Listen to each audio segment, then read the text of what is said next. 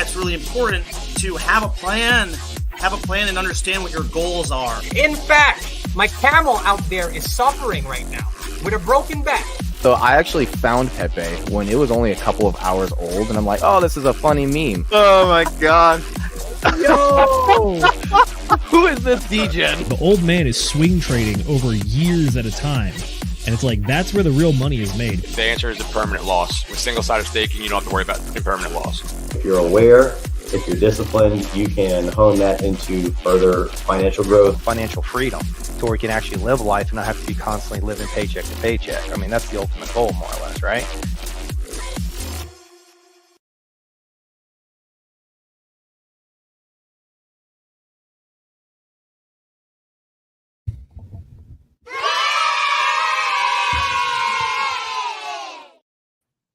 Good evening, ladies, gentlemen, and D-gentlemen of all ages. We're back for another very special guest episode of the Degen Roundtable. We're stoked to have with us tonight Corey Geary. Welcome to the show, my friend. How you doing, brother? What's going on, Paul Fikins? How are we doing tonight? Man, thank you so much, guys, for having me on, man.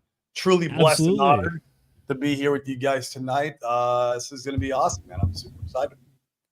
We're very excited as well, because I think we're planning for this to be a little bit of an information or technical dense episode, and we're not even talking about technical analysis or like macroeconomic stuff. So this is actually very exciting, and I think we're all very, very excited on our side of the house. And we hope that the people out there are as well. I do have some ideas on macroeconomics too, because I was in real estate for a decade, and we could talk about that too, maybe if it comes up. So. For sure. I just like to get that in there because Nate always keeps ribbing me because I'm talking about macroeconomics and the Fed instead of the exciting stuff like Pulse Chain and whatnot. So speaking of which, hi, everyone. I'm Zenith, bit of a jack of all trades around here. And I hope that one of my co-hosts and I are at least legally expertise-ish, or we've been at least exposed to some material after our streams last week. And that is none other than Will Stevenson. How you doing, my man? Aloha, ladies and gentlemen, boys and girls. I'm doing just fine. I just finished watching the Attack on Titan series, which I've been like kind of sort of struggling through for the past 2 or 3 years or so. And finally realized, oh, hi, they have like an actual ending to it. So I watched that recently and was just pondering about that. It's one of like the 2 animes that I actually like. But I'm super stoked to get talking about some real estate and some taxes and all the good stuff and getting to know you a little bit, Corey. You've been in the space for quite a while and you stream a lot. I'm pretty sure I see your notifications popping up every day or at least every other day or something like that. Monday through Friday. Yeah, bro. Yeah. That's good stuff. How often do you stream every day? Is like 30 minutes, an hour, or something like that? Yeah, it depends on what's going on in the market and then what I'm going to be talking about that day. But yeah, I would say hours a good average. And then we have what's called Open Mic Friday, which basically it's the stream for the community to come on and talk about whatever they want. And that can go about an hour and a half to 2 hours just because we're in there rapping about whatever. And you lose track of time when you got a bunch of, people on stage. So. Well, excellent.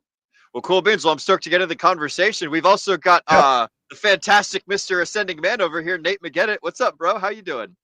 Oh, I just got off of work, and as you can tell, I just got out of the shower too.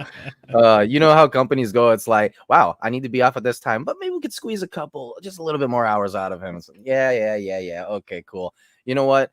Here's the thing. Like, I only have to put up with this for a little while longer, and then eventually I'm going to be able to pull out and a family-friendly show, and then it's going to be, and then I'm going to be retired and everything. And I'm not going to have to deal with this anymore. However, I will admit. You had a show not too long ago, Corey, that it was this week actually, all about like wealth preservation. And I was listening to that and like, it really got me thinking like, oh, I really should be thinking about like how I'm going to pull out of crypto and maybe trying to figure out, how the tax situation is going to be. I should actually try and figure that out rather than just doing it. It's right around the corner. It's going to be here. You know it. Christmas is almost here, guys. It's 2024. I can't believe it. Like, I remember like 2 years ago, I'm like, oh, yeah, 2025, the next bull. And man, it's here, guys. We're right.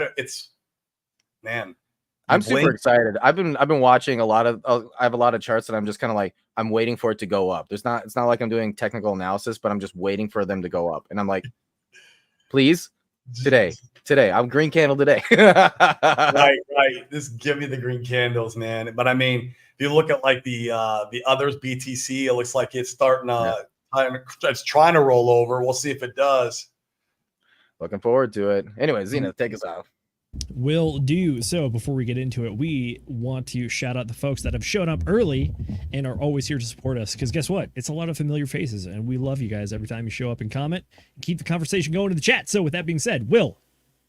It's time for motherfucking chat shoutouts, ladies and gentlemen. Let's do it.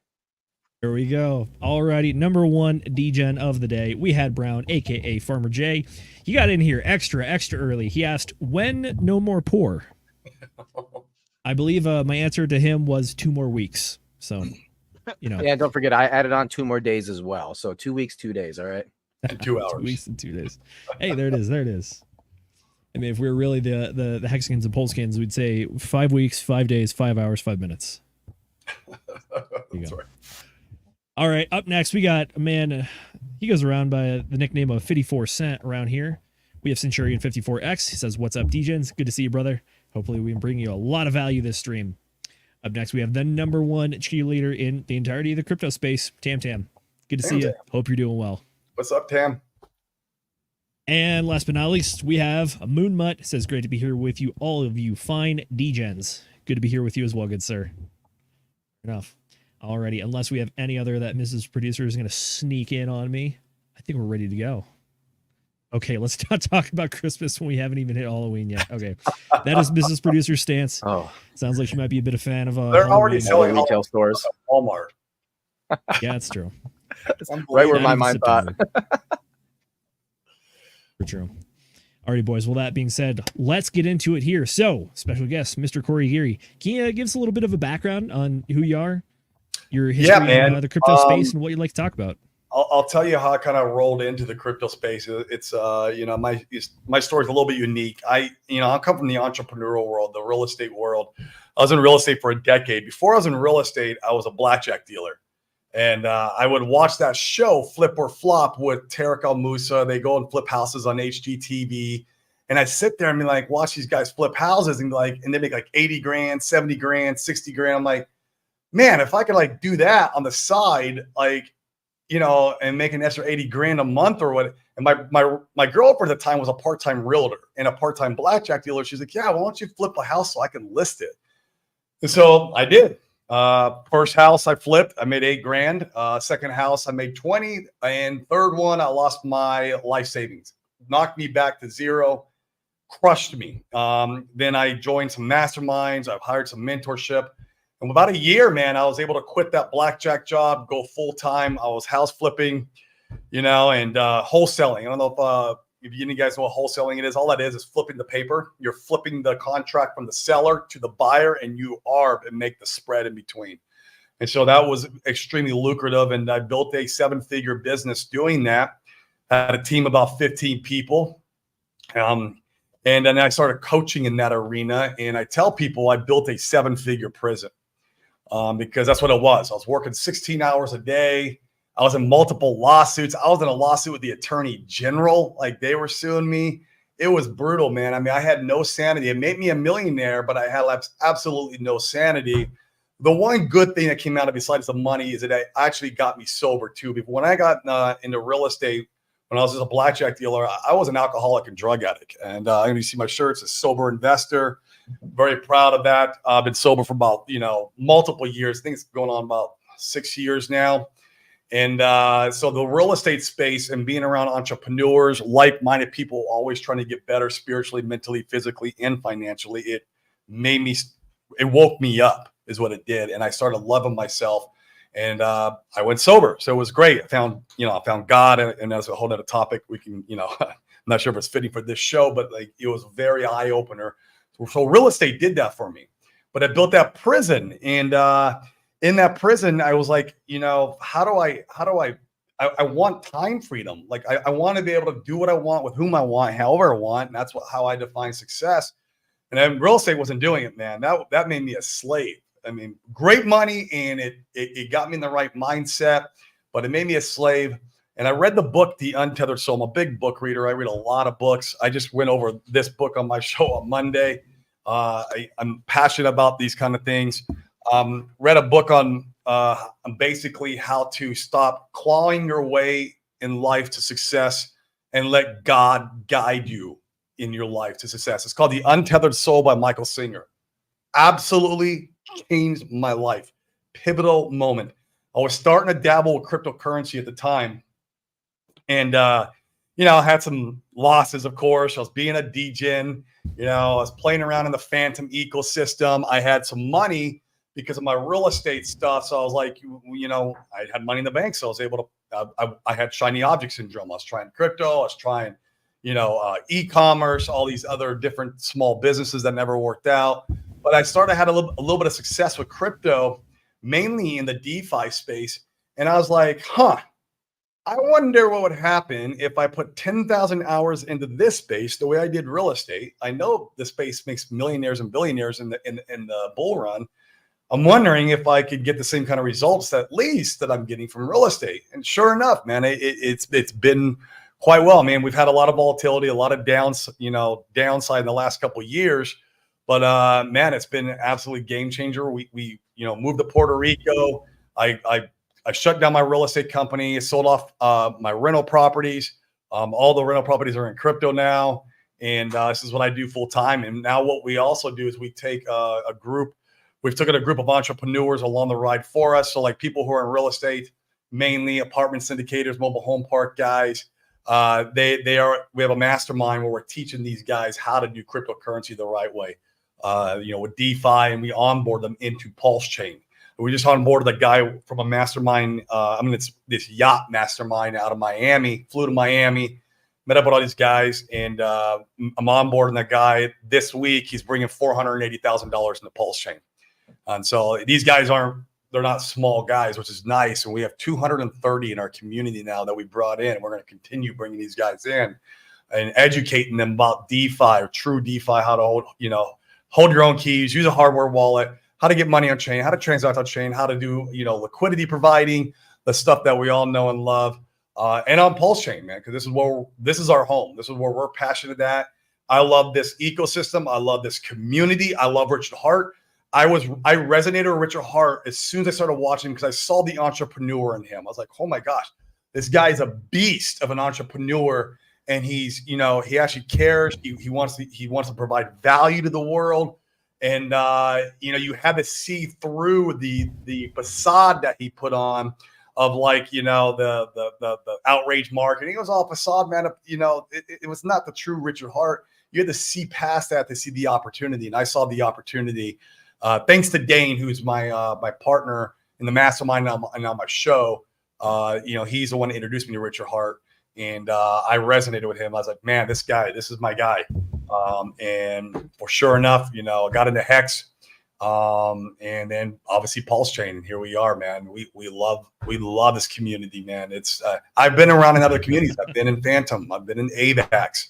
A little bit of Solana last cycle. I've been in Solana this cycle, but last cycle Solana was a thing, and I was playing in Degen and around in Solana last cycle. But man, there's nothing quite like this community, the cult-like community, man. Apple had that, right? I mean, look at Bitcoin, the cult of Satoshi. Like this is like who we are, man. This is like we're on the breeding ground, the ground floor of something amazing. And I know that down to my bones, man. I believe it. I see the greater picture.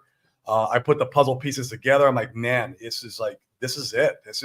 And we want to use crypto as a wealth creation tool and use real estate as a wealth preservation tool. We're not done with real estate. We still like real estate. But I want to make sure that I'm not using real estate, trying to create wealth out of it, getting sued every other day, working 16 hours.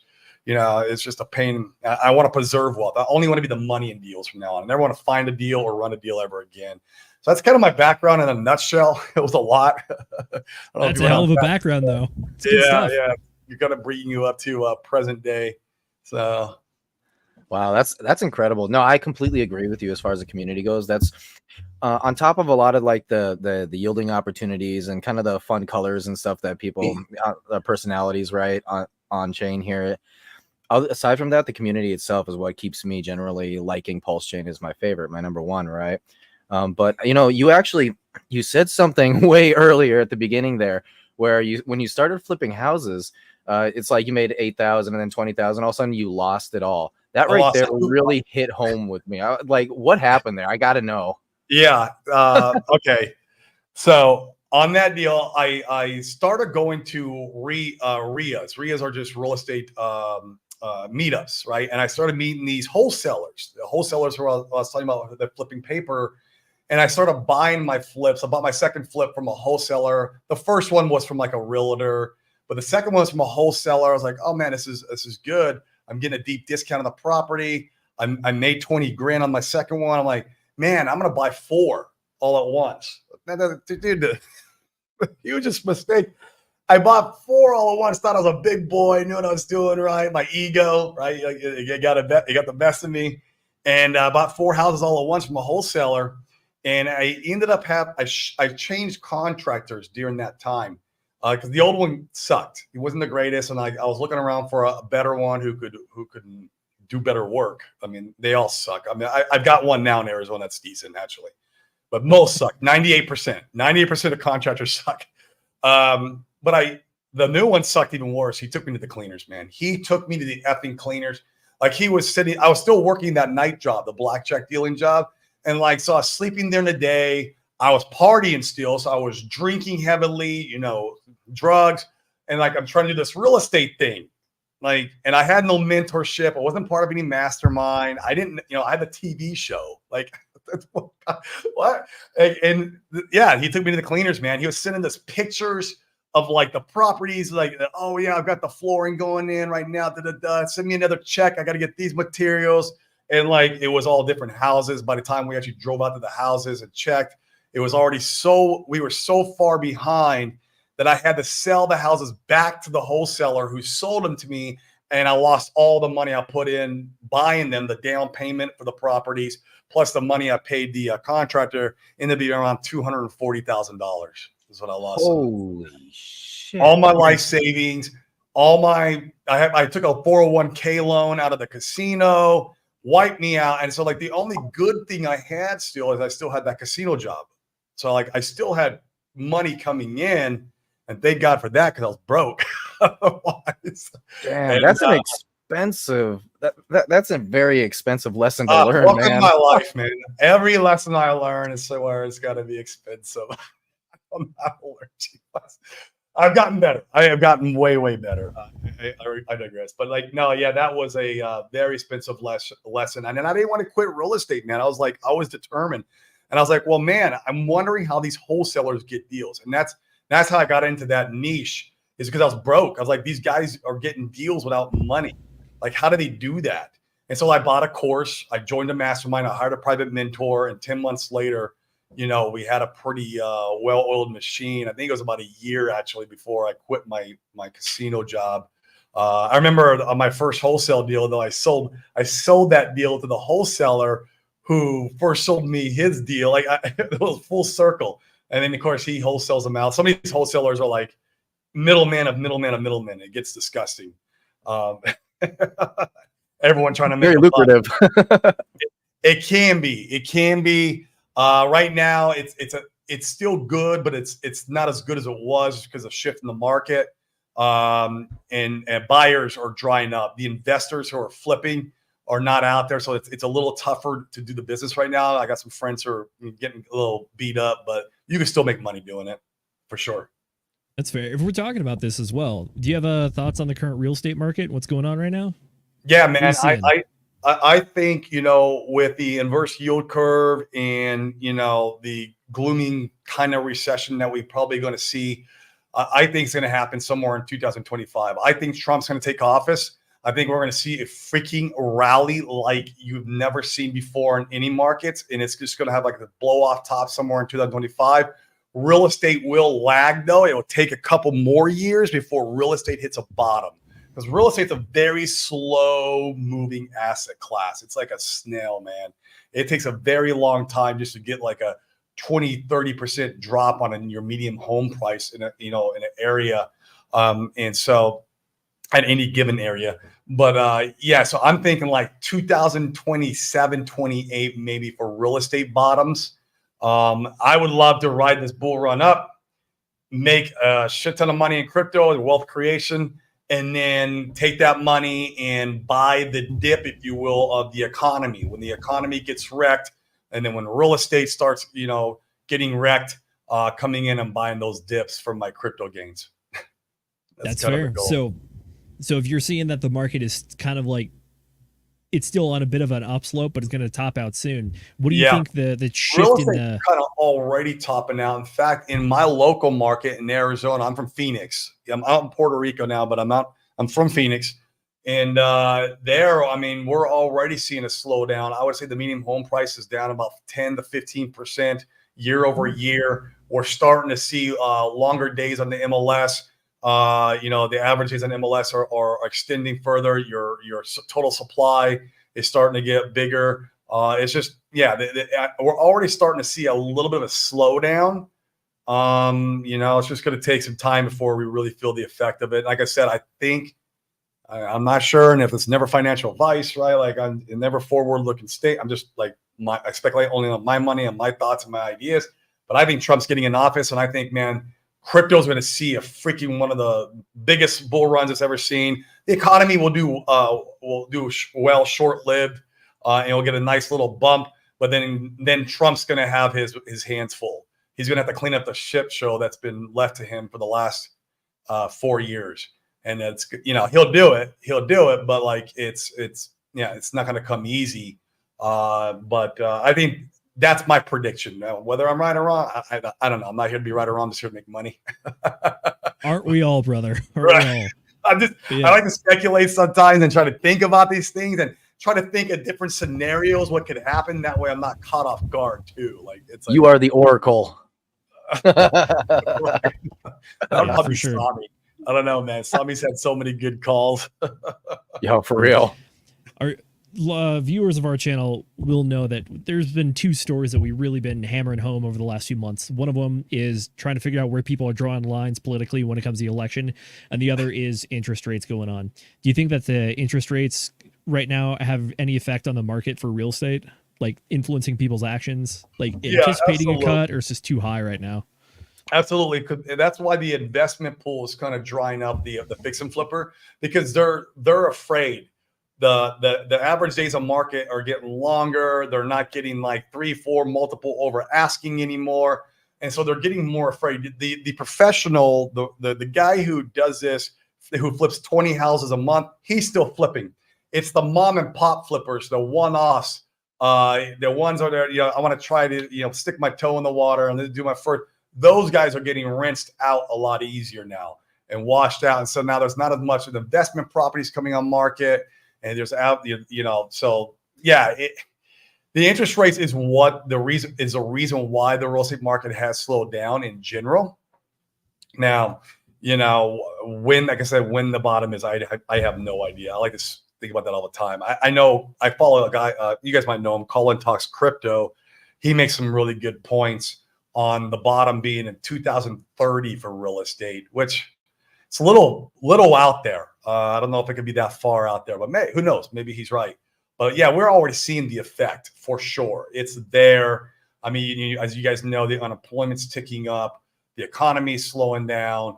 People can't afford the housing, and the housing, it's ridiculous, man. It's like 2006 pricing and beyond. 2006 was crazy. That was a massive bubble. And so I think this is a bit of a bubble that we're in as far as real estate. It's just going to take some time to get out of it. That's fair. As far as the other prong goes, I think all of us over here have our bets on who we think is going to win the presidential election, but we've also kind of game planned and keep him worked alive, man. We got to keep this guy alive. That was my exact thought, man. It's a morbid thought, but like, you're not wrong. Yeah, dude. Like, I mean, they've already tried once. I mean, who knows, man? I mean, like, we still have a couple more months. True. So we did bounce around a theory. It's not a popular theory because it involves Kamala Harris getting elected, but the working theory is this, which is that Kamala gets elected, money printer turns on, crypto goes wild because money printer goes on instead of economy going crazy. So it's like we've kind of worked out like two bullish scenarios, which is that Trump gets elected, deregulation occurs, economy has sustainable GDP growth, that ensues bull market for 2025, possibly even a sustained bull market into like 2026. We're getting real crazy with it. Agreed. Alternate reality. Kamala Harris gets elected, money printers turn on, government spending goes wild, Keynesian economics is in full force, and as a result, more dollars are injected into markets seeking a what some people might call a store of value or growth potential, Sure. and that goes right into crypto. So it's like, all right, so we can either have a crypto bull run out of sustainable GDP growth, or we can have at least some kind of a bull run out of money printer and just pure injection of cash, similar to what we saw in like 2021. Yeah, So I agree. to go up then. Yeah. I mean, the only thing is, even if Trump gets in office and we see this massive bull run, we have to pay for our sins eventually. We've been in a bull run since like 2011, as far as the economy is concerned and real estate is concerned. It's been nothing but up. You know, I remember the crash of 2006, and then like 8 rolling through, and then I bought my first house in like 2009, and I still own the house. I'll never sell it because I got it's like the best deal, the best real estate deal I ever bought back in 2009, and that's when the shift kind of us getting out of that mess. So it's been a while, man. It's due. That's true. I'm not going to argue with you, and it feels like we've been in a bull run for a long time, like decade plus. But at the same time, I think there was an interesting point when it comes to specifically the S&P 500, which is that it really topped out in January of, was it 2021? January of 2022. And then it pretty much took 2 years to get back over all-time highs again, in which case now we are there.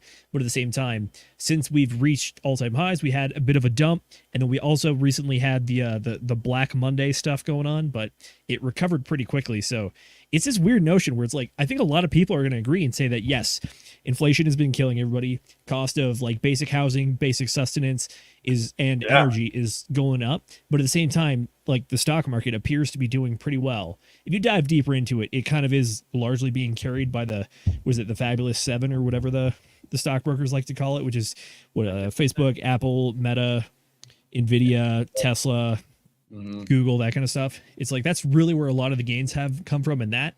So it's kind of that thing where you just start peeling the layers back on the economy. You're like, there wasn't as much here as I thought there initially was. Yeah. I mean, the one good thing is the government's good at kicking the can down the road. Well, yeah, because it can just print. They got one tool, man. Debt creation's a hell of a drug. Yeah, Fair enough. All right, that's enough macro. I don't want to bore Nate to sleep. I know it's his favorite topic. Yeah, I'm getting sleepy over here, man. All right. Hey, let's talk about Pulse Chain and the ecosystem going on here. I know you have your beautiful poster there with the Pulse Chain Hex logo, the Pulse X one. Yeah. I like that one a lot. So I do too.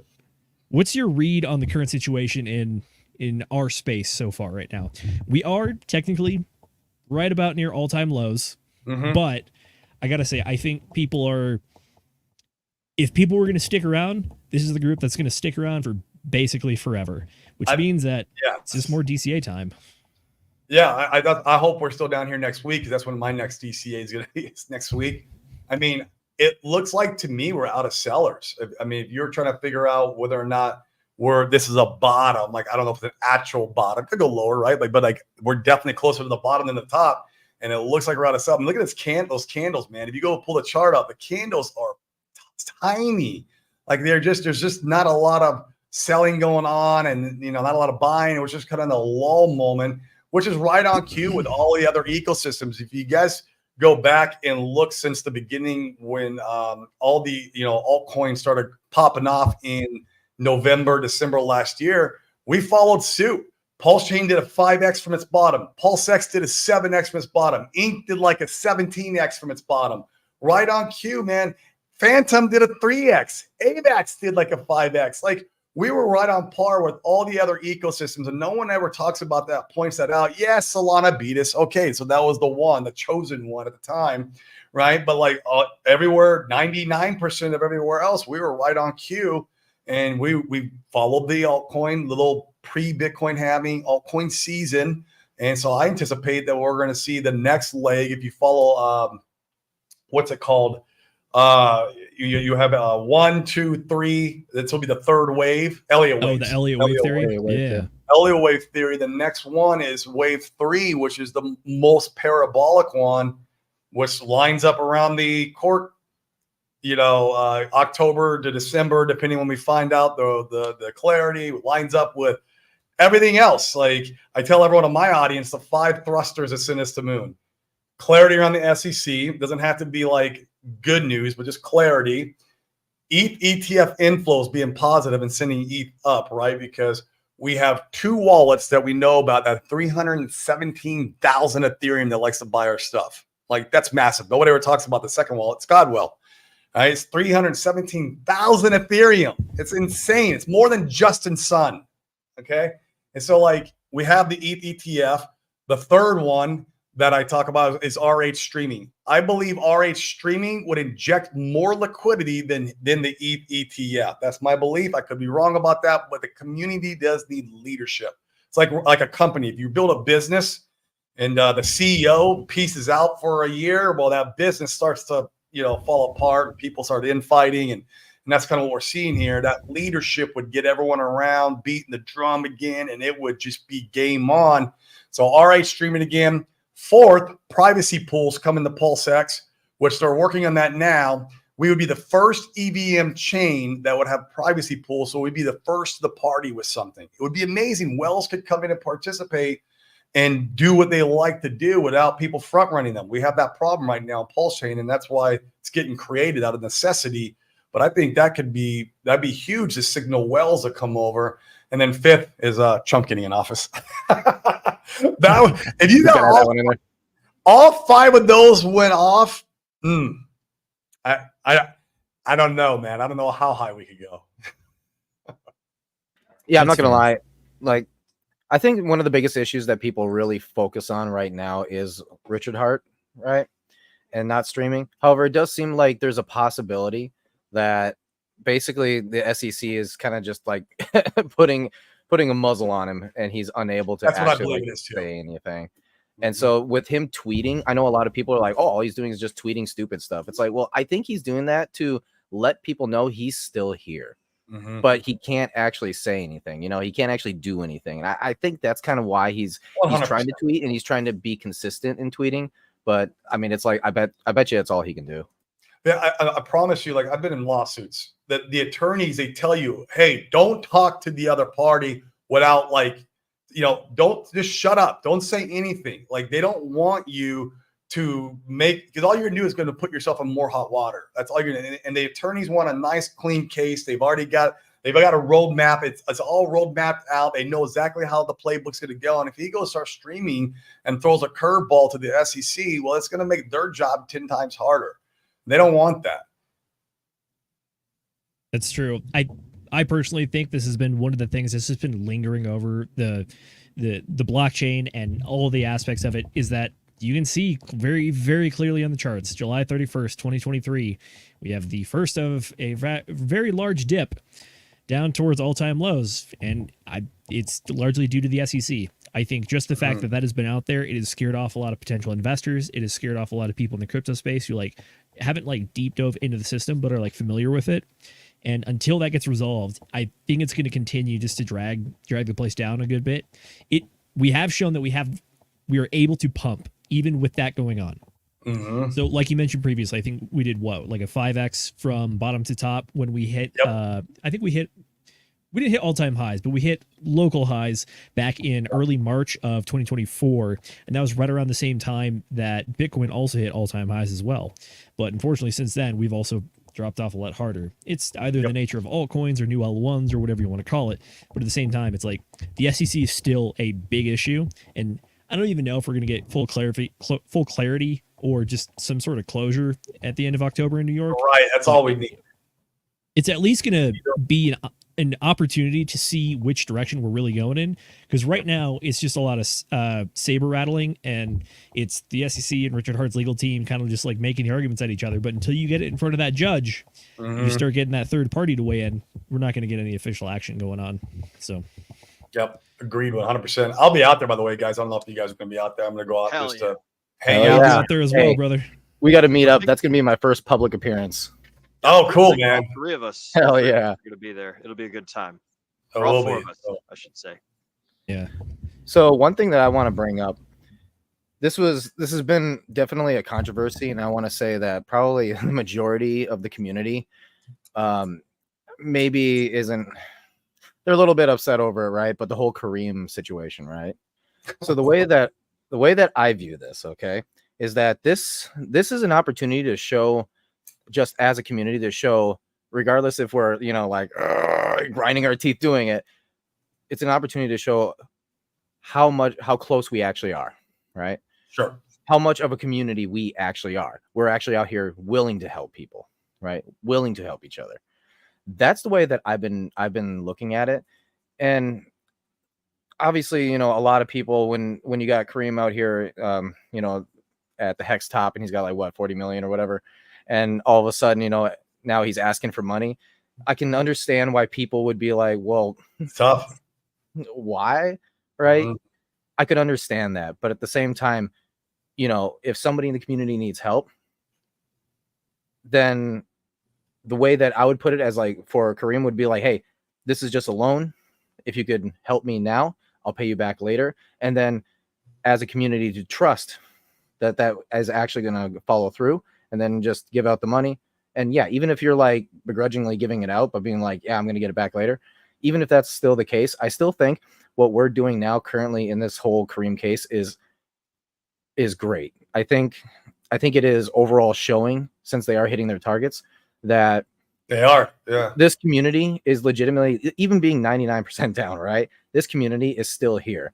And as you said at the very beginning here, where the people who are in currently are going to be the people who are going to be staying. These are the true believers, right? These are the people who are truly going to be here. Now, if you remember, when was it? I think it was it March? Correct me if I was wrong, but when the Sack Wallet started throwing some money into the Pulse Chain community, right? And buying up the coins, and we started that, you know, whole run up. It was interesting how it just immediately got knocked back down, you know, and there was a lot of sellers. So did everything else. Yeah, no, you get everything exactly. else got smacked back down, and it's just the way altcoins move, and that's how they work.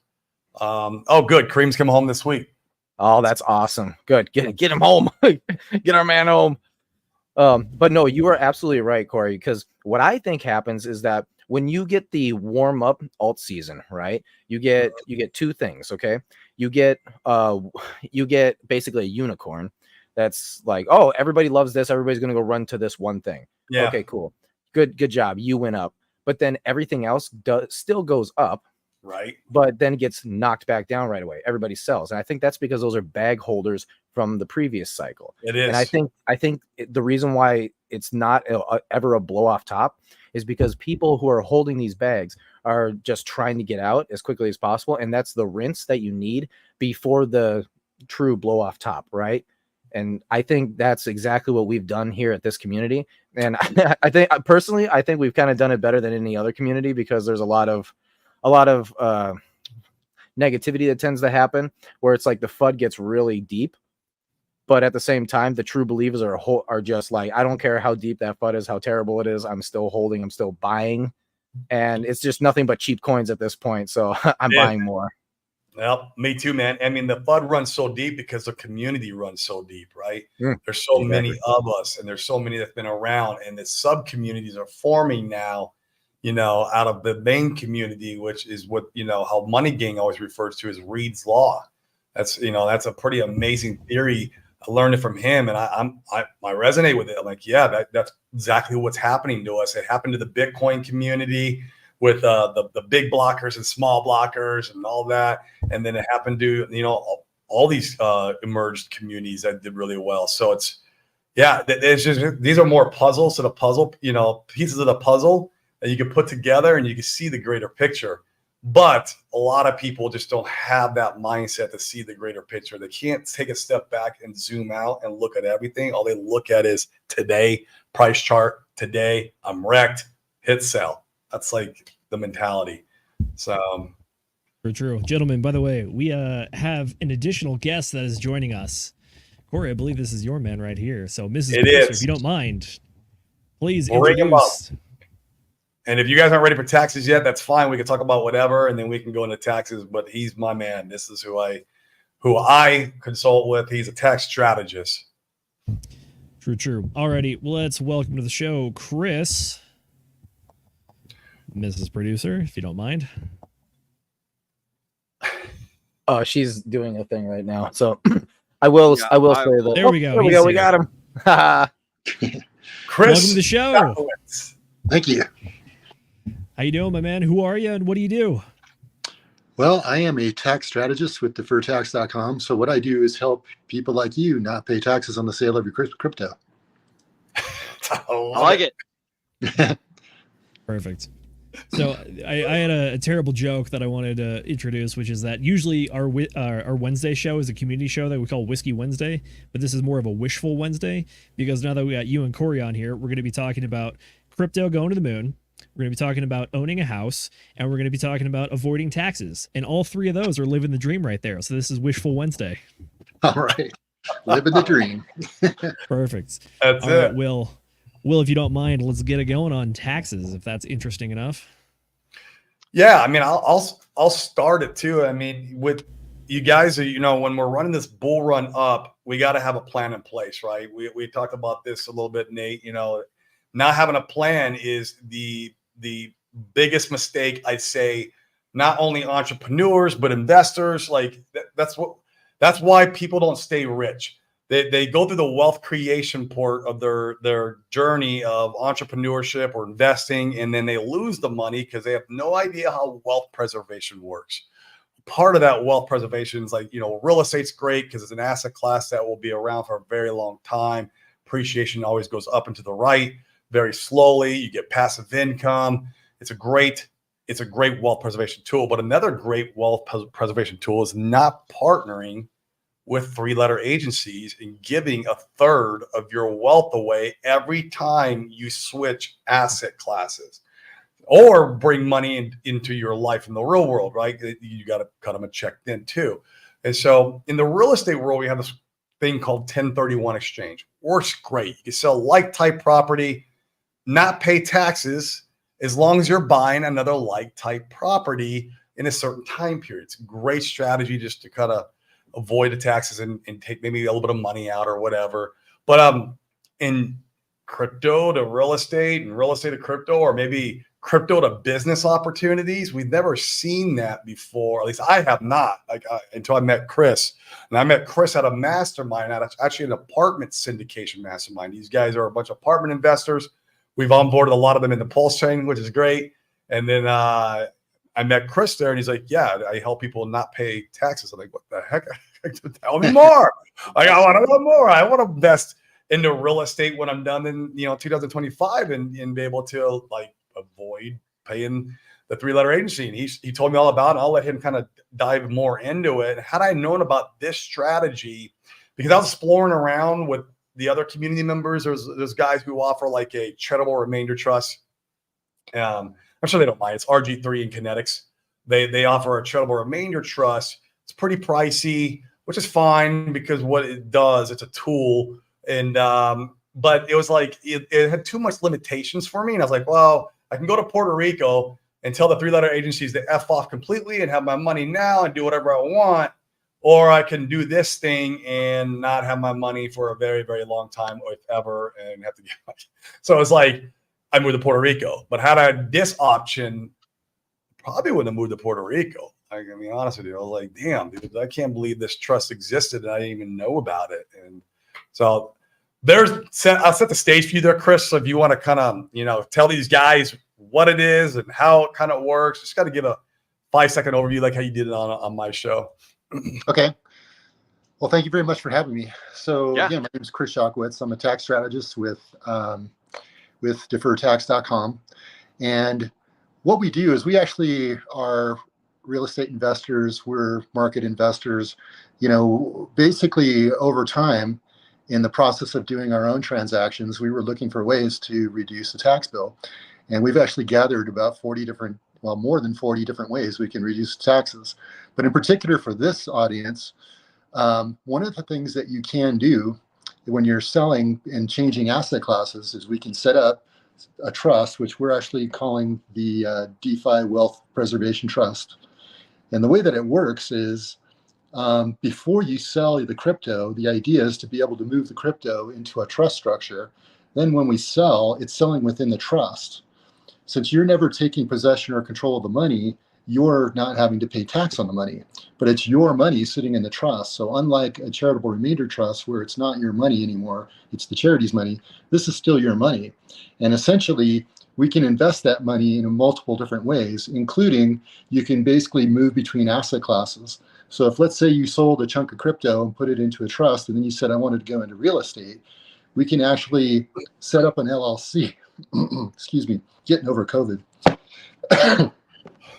But we can set up an LLC where the trust would invest money into the LLC, and then you can use the money in the LLC to go buy the real estate that you want to buy, operate the real estate, let the process go full cycle. And then if you want to go back into crypto, you sell the real estate, still pay no taxes. That money goes back into the trust, and then the trust would then be able to, invest back into crypto. So essentially, from an IRS perspective, you don't have direct possession or control of the money. However, what we do is we set it up contractually so that when the money moves into the trust, you basically get a note. And that note has a bunch of terms associated with it. And those terms basically define who's allowed to make decisions in terms of how the money is invested. Now, the key thing is, from a tax perspective, you cannot have direct possession or control. You can't have a family member, can't have an employee. It has to be an arm's length transaction. So we basically have a trustee that's set up basically managing over the money.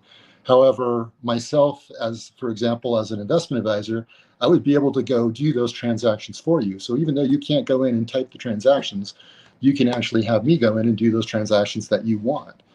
So with this scenario, if you basically had let's say $1 million gain in crypto, and you decided to sell that and put it into the trust, if we compared that to not putting it into the trust, well, immediately, in most United States, the average state tax is a little over 5%. And then you take basically the Obamacare tax and the federal capital gain tax, and you're looking at about 30% of your money disappearing to Uncle Sam.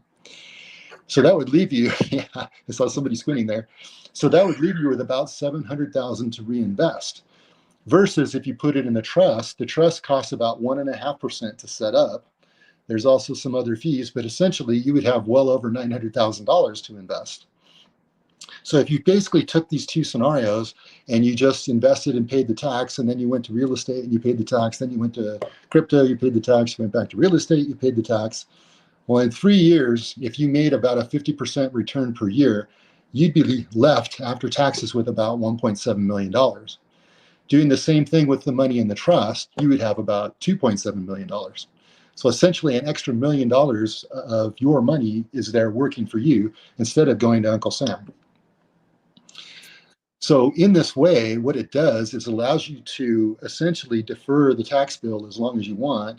You can move back and forth between different asset classes and still not pay the tax. And it's also a very flexible structure, which allows you to make decisions along the way. So if you started off, let's say you put some crypto in there, you sold 80% of it, you didn't sell 10, 20% of it yet. And you said, well, the market's taken off, I'm going to hang on to it. Well, you could do that. And then if you want to reinvest that 80% into some real estate, you can do that. If you change your mind and say, I want to get out of real estate and I just want to basically live off the cash, you can do that. So we have multiple different strategies you can implement with the trust, and you can change your mind over time. So unlike some other strategies, for example, a charitable remainder trust, once you basically start the cash flow from that trust, it's locked and you can't change it. In this trust, you can actually change the cash flow. You can change how much money you want to keep in the trust. You can actually demand your money from the trust if that's what you want to do.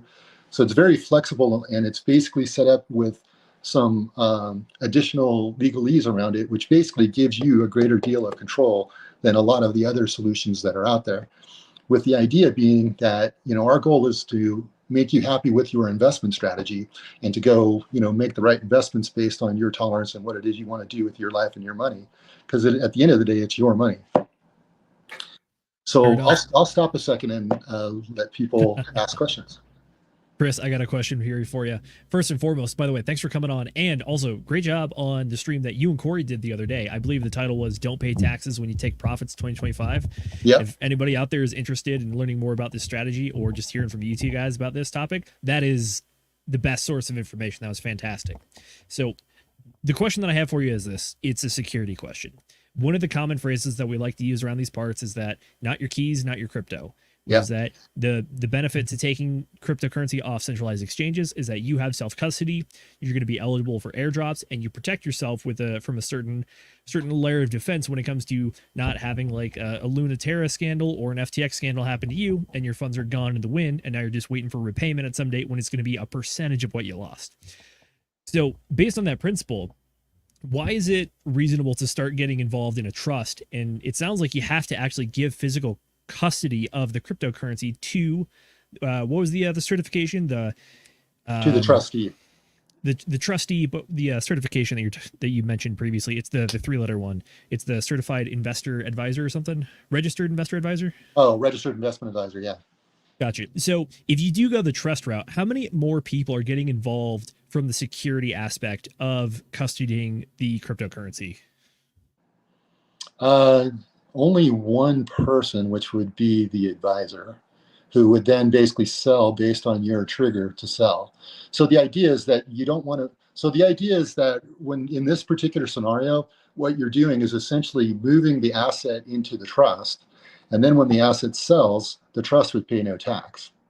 So we're only going to move what it is you intend to sell. And we're only going to sell basically when you demand the sale, right?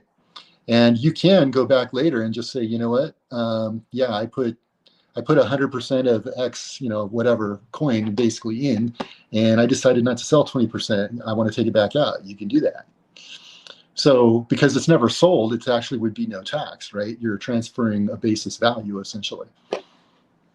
Fair enough. So based on the tax code and the restrictions, because it sounds like there has to be that degree of separation between yourself and the trust or whoever is holding your funds.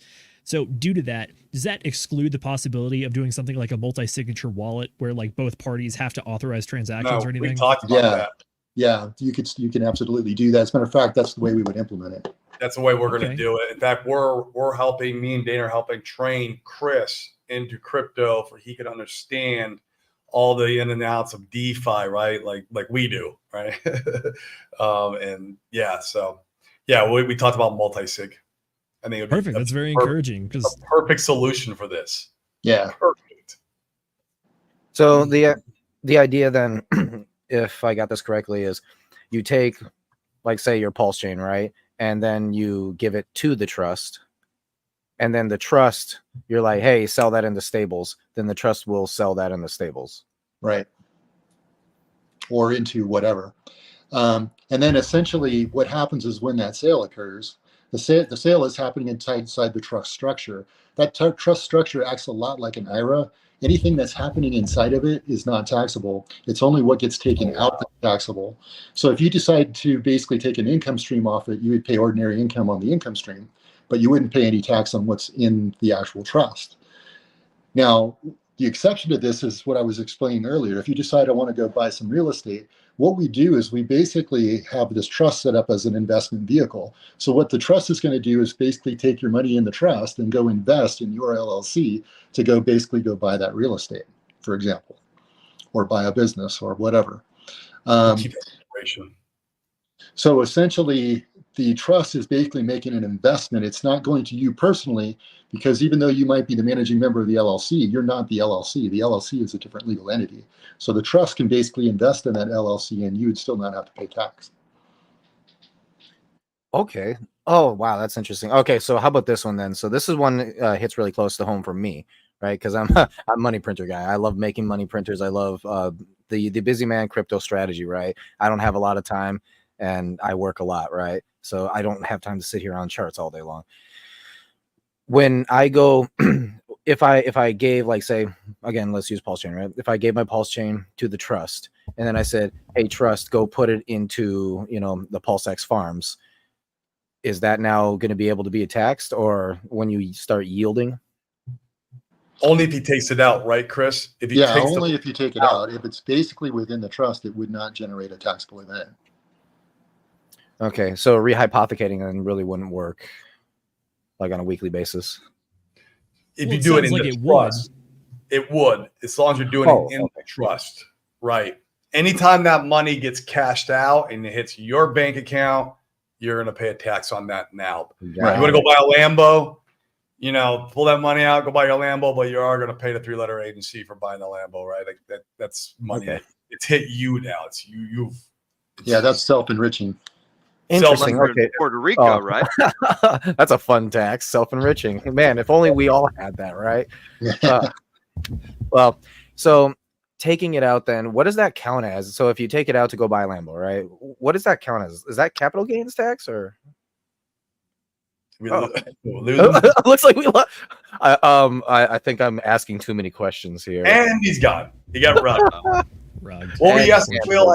I heard something from I was- Will about Puerto Rico. Yeah, I was just saying, like, so all that gets taxed unless you're not in a taxable place as like a resident or something, right? Which is sort of like bringing in the Puerto Rico. I don't know if it's a good time to pivot into that if we still have more things we want to cover. Yeah, well, as long as Chris is kind of stuck there in the virtual land. No, you don't need to combine it with Puerto Rico, because with the Puerto Rico, what's called Act 60. Act 60, I'm in a tax shelter anyways, right? I don't have to add anything on or bring anything in. It's just automatic. By me doing Act 60, I don't pay any capital gains, and it's a 4% flat business tax, and that's it. There is no anything else I could combine with it or do with it. It's just, which is really great. I mean, that's like the best, in my opinion, the best deal out there. It's just, you got to deal with some of the inconveniences of Puerto Rico. Like, let's tell you guys in the green room. Last Saturday, I went 20 hours, no power, no water, and I have a 3-year-old. So that was tough. That was a little tough, you know. And so there is these inconveniences that you're going to have to deal with if you want to come and live in Puerto Rico. Now, I love Puerto Rico in general, though. It's a tropical island. It's beautiful. Scuba diving's great. I've already gone scuba diving. You know, if you like surfing, beach, it's got all that. Rainforest. It is gorgeous. And it's a lot of fun. But there are parts of the country that are very third world, and the infrastructure is very third world. You would think with an island that gets hit with a lot of hurricanes, they would have an infrastructure that would support that. They don't. The houses do. Like, thank God, the houses are made out of concrete. Like, thank goodness. Like, this house here survived Hurricane Maria. I'm like, okay, you went to Hurricane Maria, I'm good here. So there are those. So those are the inconveniences with Puerto Rico. Like I said, that I had to move my family from Arizona. I had to change my lifestyle. My wife had to leave a lot of her friends, right? She still talks to me. She's like, they're not like break up or anything, but like there's just inconveniences that to not pay the taxes. And it's going to be worth it. But had I known about this, I mean, my main objective was like, I want to be able to go back into real estate as a wealth preservation tool, and then go back into crypto in the next bear market and start accumulating bags again and kind of play these two asset classes back and forth together. I never had the interest of like taking the money out and buying a bunch of Lambos and a private jet and a yacht. No, that was, you know, maybe a little bit of money, of course, but like I wanted to keep growing it and keep preserving it. And that was my main intention from the get-go. Now, if your intention obviously is to go buy Lambos and yachts, move to Puerto Rico, and you're probably broke after this cycle then anyway. So, I mean, there's just no road to drive your Lambo on. Right. And it sucks to drive a Lambo in Puerto Rico, man. The roads are horrendous. Potholes everywhere, man. I bought a Jeep, and I had a C8 Corvette back in Arizona. I love that damn thing. I'm like, I'm not going to bring it up to the island. I came out here and bought a Jeep. I was like, all right, it's a good grocery getter. It can handle the potholes. All my girls can get in it. The C8 Corvette, they couldn't. So yeah, that's. Sorry, I got bumped off. Somebody called me and it kicked me out. Oh, okay, that's good, what Chris. happened. I do have something to tie us back together now that you're back on stream, though. So with what we're talking about with the trust and we're talking about with moving to Puerto Rico, the reason that you do either of these things is mathematically, you take out that 30% that happens on every iteration so that you can really take 100% effect of compounding. which is that if you are only compounding 70% every time, you're going to fall a lot farther behind the 100% compounding effect. Like Chris, you showed in that PowerPoint back on the stream you guys did, which is it's the difference between, what is it, a course of 3 years, the difference between $1.7 million and $2.7 million. Obviously, our numbers are going to be slightly different because someone please tell me if I'm wrong here, but I think we all are operating on the Bitcoin 4-year cycle, which means that we are operating on 4 years at a time. So, which means it's kind of even worse for us, which is that you're only going to have so many cycles in your life. If we assume that the average person lives for 100 years, and then we're doing some real napkin math on this one, but even at 100 years on a 4-year cycle, that's only 25 cycles. And at some point in the future, I think we're not going to be surprised if we start moving towards something like a 6 or an 8-year cycle, or even double on that to a 16. So it's like maximizing each of the cycles and the gains and the compounding effect you get for each cycle is really going to make the big difference. Whether you're a crazy man like Corey and you want to move to Puerto Rico, or you want to take a more measured approach through something like a trust and LLCs and that layers of protection to defer the taxes instead of incur it up front, you can really build that snowball effect. Am I missing anything here? That's exactly right. Hit the nail on the head, man. I'll tell you the story. I was hanging out with a bunch of Hexicans out here. I came out here to visit the island with my wife for a month to see if I would want to live here. It's what you should do, right? Like, guys, if you're thinking about coming out here, come and visit for a month and a half, 2 months. Don't just move out here. It's not for everybody. But like, that's what I did. And then I'm hanging out with a bunch of the Hexicans out here that are retired out here. And they're like, Corey, what do you think? You know, we're talking about portfolios and gains. And I'm like, Corey, what are you looking to get? And we open up and talk about the values of each other's portfolios. And they're like, why aren't you moving out here? And I was like, well, what do you mean? You're like, if you even get a 10X, like, okay, yeah, so I pay, $600,000 or $800,000 in taxes. I'm like, no, Corey, you don't get it. Because you don't get it. And I remember this very vividly. He goes, how often do you keep your money in the bank? I'm like, never, man. My money's always out working for me. Like, I don't want money in the bank. And he's like, exactly. He goes, it's that 30% compounded year over year over year. You're talking about legacy wealth that you could hand down to your daughter instead of your 3-letter agency. I went right home and I opened my computer up and showed my wife. I said, honey, if we do a 10X, here's what was happening. If we do a 20X, here's what's happening. And I broke it all down. She was like, we're not going home, are we? I'm like, no. I mean, the other pitch you could do is, instead of doing the math, which I'm sure all of us love, you just open up Zillow and you find the house with the ocean view next to the golf course, and you show the surf spot. There you go. Seller on the tree, right. True. All right. I do want to be a little bit responsible on this, though, and say that I think that with both of the strategies, there are things to be aware of. So first and foremost, with the Puerto Rico strategy, keep in mind, I've done a little bit of research on this myself, because I did ask the question of, like, all right, how much money would it cost me, or how much money would you have to throw at me to move to Puerto Rico for 3 years? Because you have to move there by a certain point to be eligible for the tax benefit for the next calendar year. And that is at least half the year, or 6 months, or 180-ish days, so to speak. So pretty much, if you want to do the Puerto Rico strategy, you got to get there before July 1st of the year before the year you want to start doing the tax claims. And then additionally, there's the requirement that once you do that, you have to maintain that residency, or at least that 6 months in Puerto Rico, the majority of the year, for 3 years. And if you don't, it means that if you do move back to the U.S. or some other place before that 3-year time period is up, you are going to owe back taxes. And penalties. Yep. And penalties. Thank you very They're much. going to get you. They're going to get you. So when you come out here and do this, make sure you commit, kind of like you guys do with your 5555 stakes. Like, it's the same thing, right? Like, I'm committing to 15 years. I'm honoring my commitment to the code. This is the same thing, except for it's 3 years. Now, you only have to be in the island for 6 months and a day. So technically, you have to be in the island for a year and a half and 3 days total commitment, which is not that horrible. In fact, I'm finishing out year 2 right now. And so I'll have 6 months next year. And if I wanted to leave after next year, after 6 months, I can leave because I've already served my days. Now, the last part, I know, right? Serve the last time I wanted to throw in there, Zenith, is that you have to make the gains on the island. So let's say, for example, you invested $100K into crypto. You're living in the United States. Said crypto does a 5X, goes to $500,000. You move down here thinking, oh my gosh, I'm gonna owe Uncle Sam a bunch of money. I better do something. Well, they're gonna have their hand out for 400 grand taxable event when you land on the island. It's called being pregnant with crypto, and then any gains made here after that is tax free. But a lot of people think, oh, I'll move down there in 2025. I'm like, why? What do you mean you moved out here in 2025? That's the top of the bull. You've already made all your money. You have to make your money on the island. So I want to. A lot of people get that confused. So they're like, "Oh, I'll just move out there in the bull run." No, bro.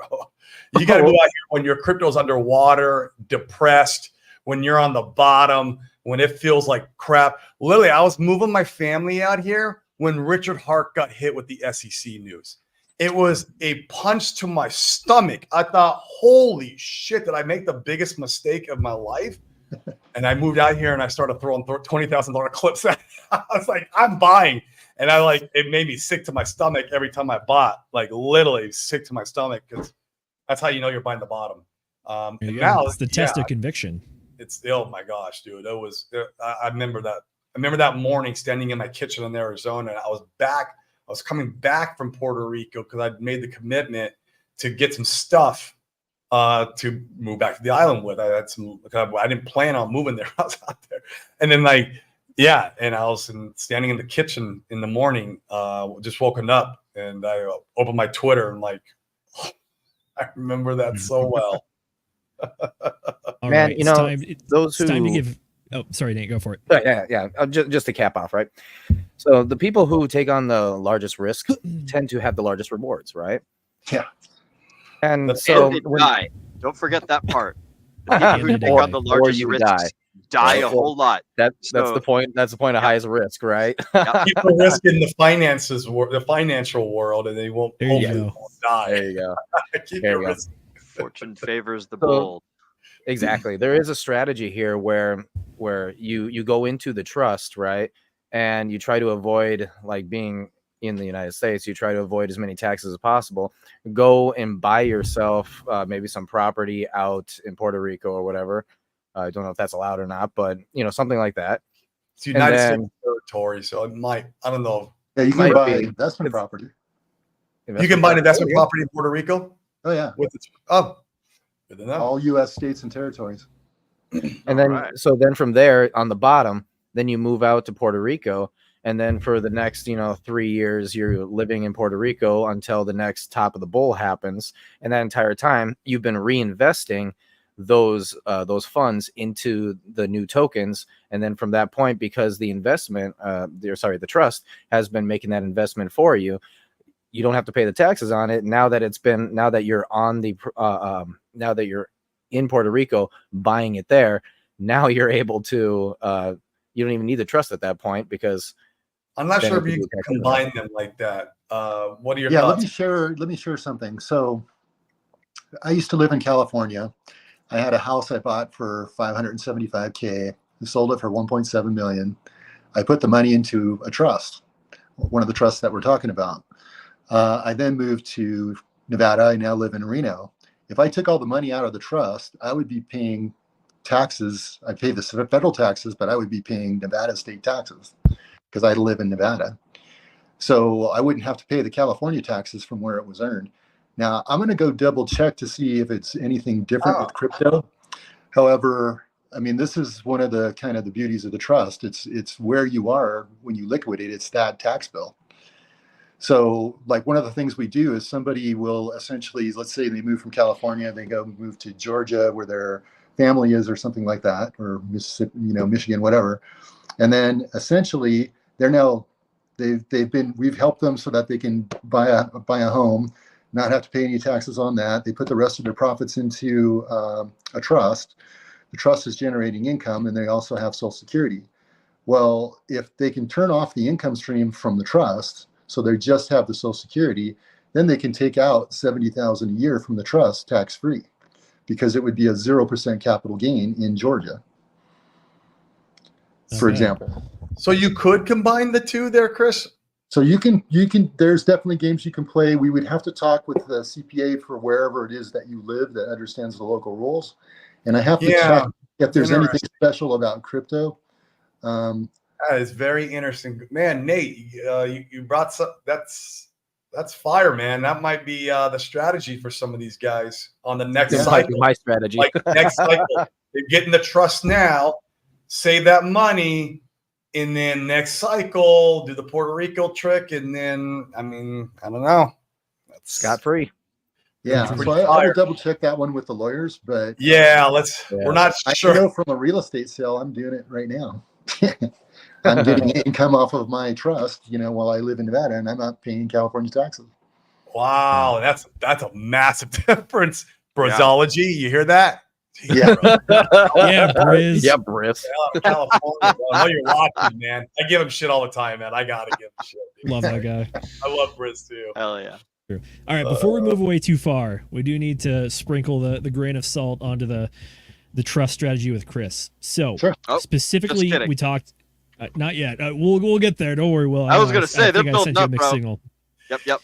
All right. So Chris, it's a point which is that we're not avoiding taxes with the trust strategy. What we are doing is what your website is called. We are deferring taxes, similar to the 1031 real estate exchange, where when you sell the property, you have 180 days to reinvest the funds to avoid the taxes. The strategy with that is that you pretty much just chase that deferment forever until you get to the point where you literally die, and then at that point, that's when the taxes are due. So when at that point, there's a step up in basis, and you pay nothing. There you go. Okay, so if the point is that we're not trying to avoid taxes, we're not trying to do anything illegal here. We are deferring taxes. Nate is. Hey, step I'm one, going to pay don't the admit least to amount of taxes as possible, but I will gladly pay the taxes, Uncle Sam. Well said. Nate spoke it well there. He's been advised by the lawyers over at Degen Roundtable, the not actual lawyers. But yeah, one, don't admit to doing crimes, and don't admit to doing crimes on stream or the internet or on tape. There's always horror stories. True. Not financial advice. Exactly. Not financial advice, not legal advice. Back to the point here. So if we are deferring taxes, what are the specific events that we have to avoid that will incur that taxable event? One of the ones you mentioned before is anything that was self-enriching, I believe is the correct term. Yeah. Okay. What other things do we need to avoid to do? Well, okay. So let me explain it at a higher level. When you put let's say, for example, you used crypto, you put the crypto into the trust, you sold the crypto, some percentage of that is your basis when you originally bought the crypto. The rest of it is gain. And there's a ratio there, right? Let's call it maybe it's a 70-30 ratio. So if you pull money out of the trust, let's say you took 100,000 out of the trust, and you wanted to basically pay off all your bills. Well, you're pulling out that original capital gain. Now that capital gain is in a 30-70 ratio. So you're only paying capital gain tax on 70% of the money you pulled out, because the other 30% was your money. So if you think of it kind of like an IRA, anything within the IRA basically can grow tax-free. But when you pull out, you have to pay either the original tax. So either the income was originally capital gain, in which case you're paying the capital gain tax, or it was income to the trust, in which case the trust is basically generated income, so it's ordinary income that you pulled out. So when we talk about ordinary income, what's the tax rate that is taxed at? Because that's based on the amount you make per year, right? Yep.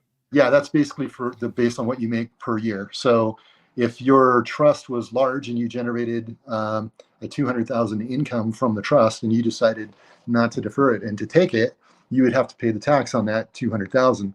Now, one of our 40 strategies would help you pay the 50% less in taxes, by the way, but we'll set that aside for now.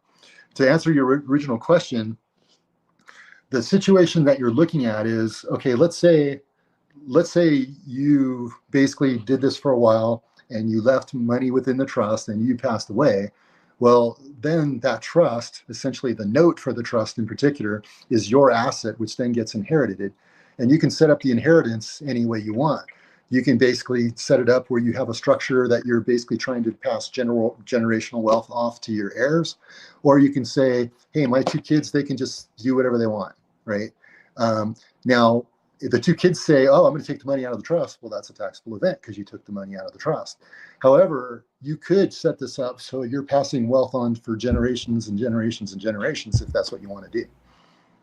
So the key event in paying is taking the money out to, taking the money out of the trust without doing it through an LLC or something like that.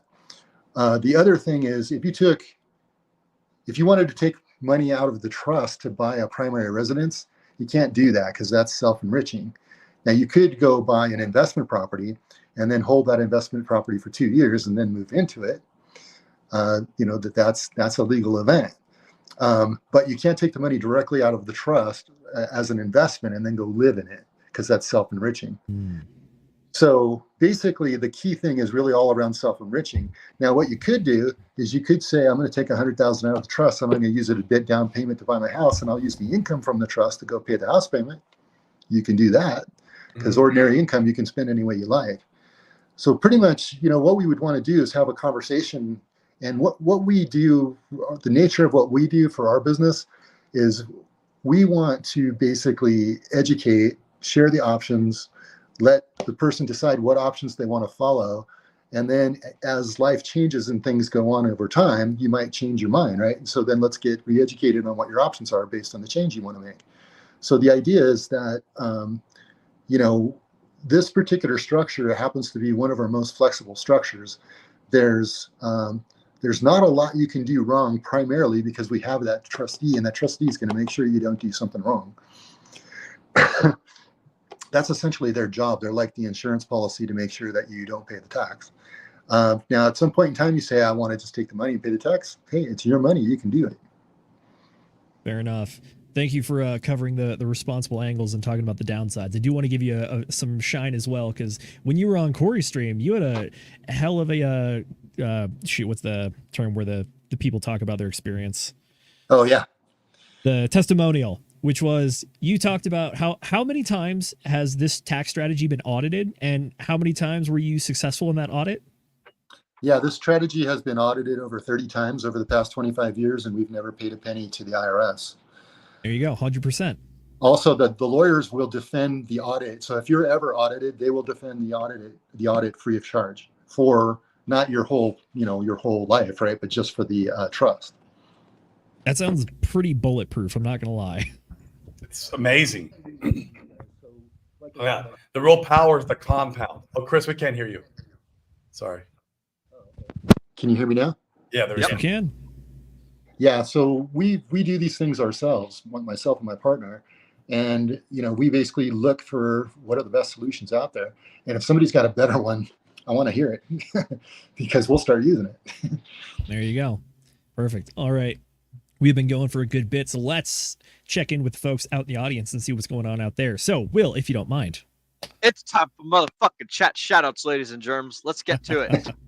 All right, time to say hello to all of our favorite friends in the audience. What do we got? First off, we got Jacob Trevelyan. He says, best community out there. Apologies, we can't see the emojis, but I imagine it's like a salute, fire, and like a thumbs up. So we'll call it that. All right, up next, we have Funkmaster Hex checking in, saying, ladies and gentlemen, good evening. Raising the glass. Good evening, sir. After that, we have good friend of the channel, Pulse Jitsi with Fast Abdul, a.k.a. the head of the Camel Clan himself. Yes, tell me your go secrets. buy a camel, Pulse Adu. Perfect. All right, up next, we got Charles Stone. He says, Corey is cool. He's got a lot of insight and experience and a great sense of humor. Well, glad to see that Corey is in the chat Charles. under his alter ego, really just talking himself up there. Right. Get it. Do what you Thank can, you for stopping man. by. Hey, I'm not saying the sock puppets are illegal. I'm just saying, like, oh, they exist, All right, let's keep it going. Speaking of the devil, Brizology. There he is. Get out of California, bro. You heard the man say it. It's paying too much taxes out there. There you go. All right, Briz is saying 2029 should be the next bull run after 2025. So I could see 2030 as a collapsing market. I think he's talking about real estate market on this one that we talked about Recession, earlier. real estate, what we were talking about earlier. Yeah. Yep, perfect. Makes sense. Another good friend of the channel here. We got Matty Allen of Hex Therapy Live. And notably, the guy that puts on the Hex Conference and the Pulse Chain Conference. So shout out to Matty. He says, sup, y'all? Good to see you, brother. All right, up next, we got a lot of people in here tonight. Apologies, it's gonna Bright take a quick second. We got Bright Light Crypto, hand wave. Hello, good sir. Good to see you. Another friend of the channel. We got Tin Top saying, "What's up, Hexkins? Good to see you, brother." Fellow Glad you make it. Arizona buddy right there. Fellow Arizona Hexican. There you go. Very cool. Very cool. Enjoy that heat, bro. It's heat without the humidity, which is nice. So is your oven, but you don't stick your head in it. Yeah, I can stick my hand in there to get the pizza out real quick if I don't hold on to it for too long, you know? Jeez. All right, we got L Sizzle saying, "Who believes the hardest?" I don't know if we're having a competition of who's the hardest out here, but whatever you want, man. I was gonna say there's a lot of jokes there. I think. Yeah, there's plenty. Allegedly, we said it was a family-friendly show at the beginning, so we'll, keep trying to keep up that facade. Anyways, keep it going. We got Hex Monkey. Good to see you, brother. And he says, "Great to see Corey on here." Love Hex Monkey. Speaking of people that might be in October for New York, I haven't got confirmation from Hex Monkey, but I have to imagine he's on the short list of folks going. I'm pretty sure he's going to be there. Yeah. Oh, yeah. I've met him in person 3-4 times. Like the very first Hex conference I went to, I met Hex Monkey. Good dude. Been around for a while as well. A cool cat indeed. Alrighty, next one. We got Ricky Paul Music. It says, "Late gang, what's up, fam? You are not Hell late. yeah. We're still live. We're still going for a bit more. So don't What's feel up, bad Ricky? at all." We have someone you might have seen around here before. We have Sam Stevenson, part of Book Gang. Says, "Smash the like button." Good to see you, brother. Hope you're doing well. Go check out. Will, is it still Bungalows for Bachelors? So he has a school server now. I will see if I can pull up the information for that. But if you guys are interested in learning more about building houses and things, he has an old Telegram that's sort of kind of still live and a school server as well. Sure. There you go. Love gives in some shine to our friends. So go check out Sam's stuff. He does good work. Up next, thank you. It is called Rapid Designs now. Yes, Sam is a designer, and he also helps instruct people on how to understand the construction process. And like Corey talked about earlier, try not to get taken to the cleaners by the contractors, because they will do that. Oh, for sure. Yeah. Alrighty. We got another one. Keep it going. Tin Top says, "Is it still self-enriching if the cash out money is going into a different business the trust also holds? Like a farmer that needs a pickup truck." I believe we talked about this a little bit, but as long as it stays inside that trust, as long as the other LLC or company is owned by the trust, you're still good, right? Well, basically, you can also invest into an LLC, right? And then that LLC could buy real estate and a truck. It's as long as it's not personal enrichment. So that truck is a business vehicle, 6,000 pound gross vehicle weight. That actually qualifies for another deduction for the business in addition. There you go. Go buy that G-Wagon, Tin Top. I think that thing's over 6,000 pounds. Yep. They're not kidding when they say rich people own nothing. Well, it's they're loosely associated with the LLC under a trust that allows them to borrow that stuff whenever they need. That's part of the wealth preservation here. Sure. We just got to work our way up to the point we get to the LLC has a yacht that we can take out whenever we need as well. Well, so, one day. That could be a business. I do know a guy who owns a yacht. The yacht's owned by a business. The business rents out the yacht, and then he uses it too. Hey, I'll give you my I'll give you my pitch real quick. I'm a former Coastie, current engineer actually, and I do possess a 100-ton master certificate. So if you need someone to drive a yacht, hit me up. Ooh. Pretty much anything 65 feet and below. I know it's not the biggest, but at the same time, like we can upgrade that eventually. It's okay, Zenith. You can drive my yacht. It's fine. I like this. For driver. Oh gosh, we went from streamer, crypto investor, yacht driver. It's not terrible. Helmsman. There you go. I have served as helmsman before as well.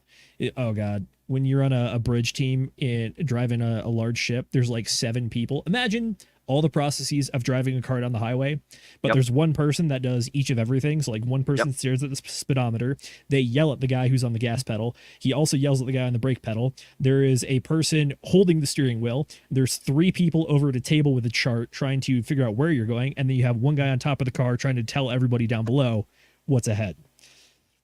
Driving ships is crazy. It's fun. Drive us back to these chat shout-outs, Z. Yes. We got to get these chats going like 3-minute nav fixes. All right. We got Yellowtail. He says, if Kamala becomes president, middle class is screwed.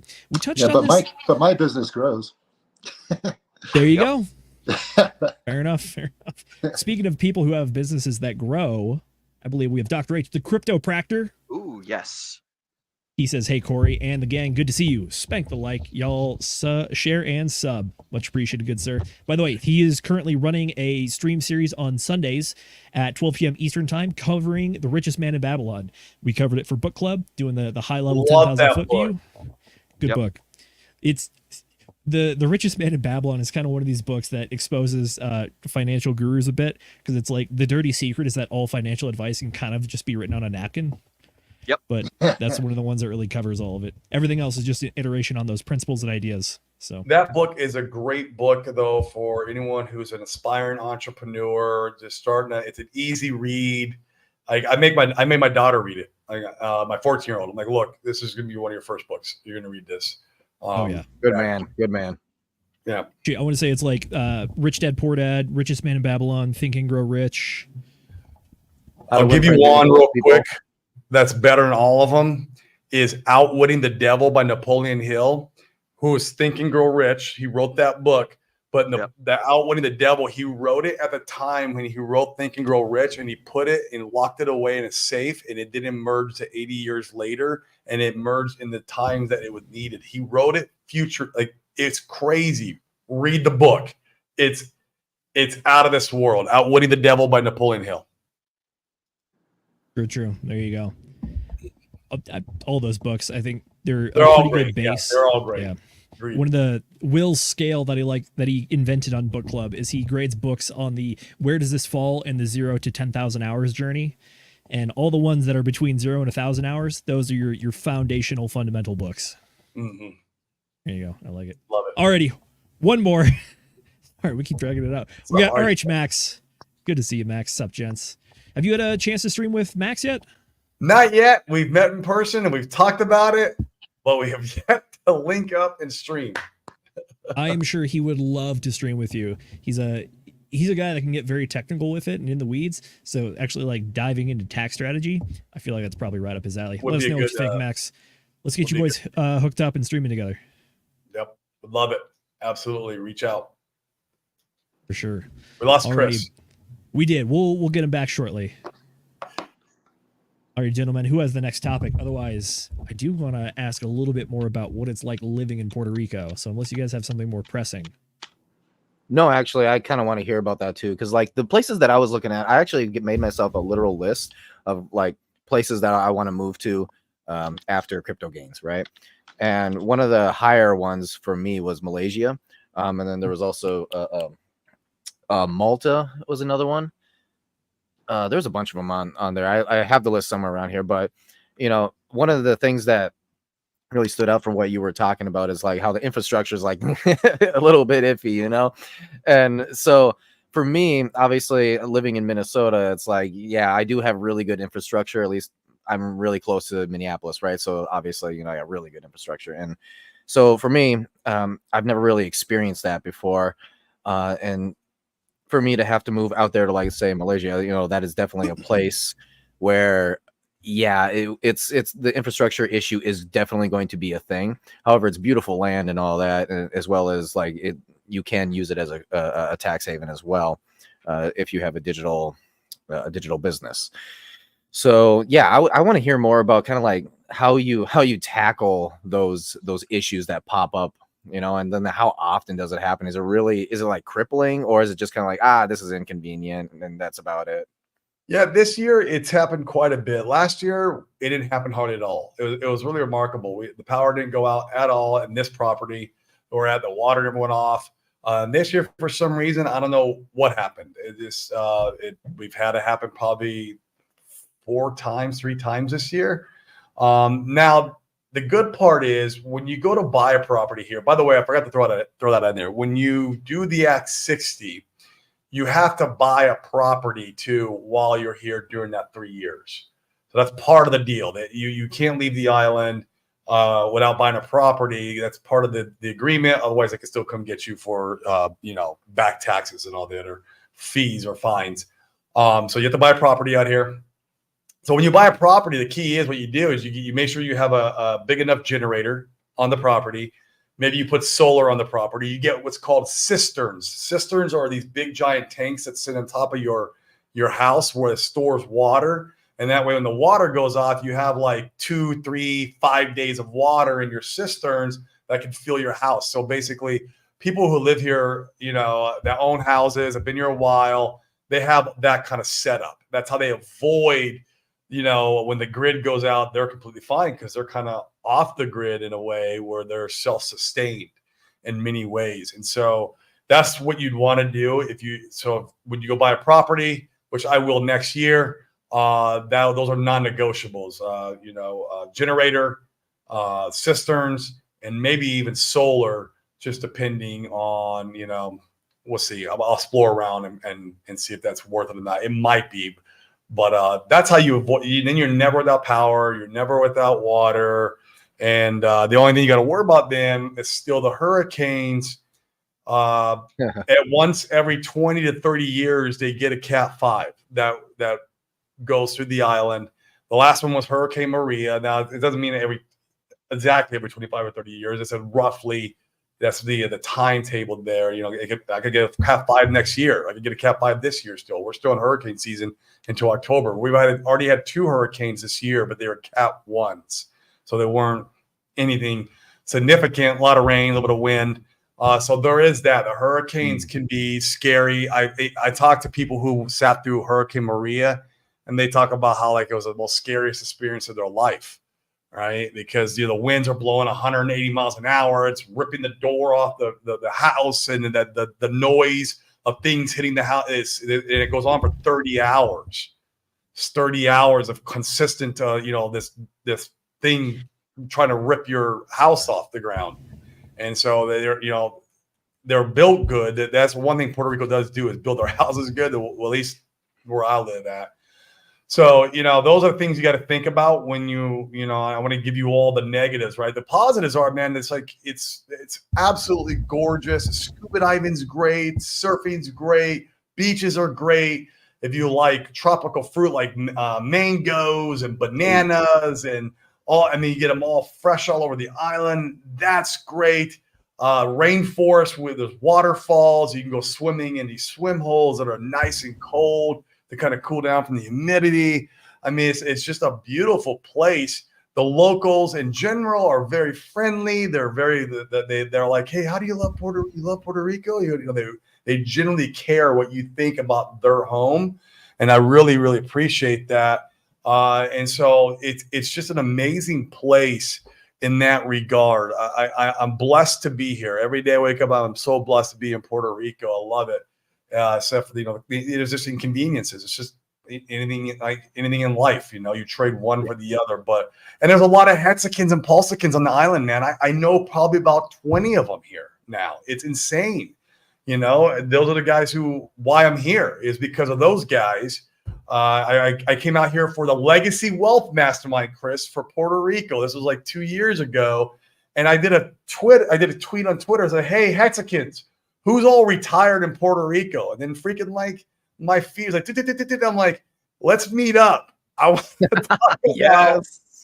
to meet up and see what you guys are doing out here. And I met up with them, and it was great, man. So there's a lot of community out here. It's, and it's not even, you got the Hexican Pulsicans, but then you have like other crypto communities out here. You have entrepreneurs. I love masterminds. I love being around people who are like-minded with the same goal in mind, whether it be health, spiritual, financial, physical.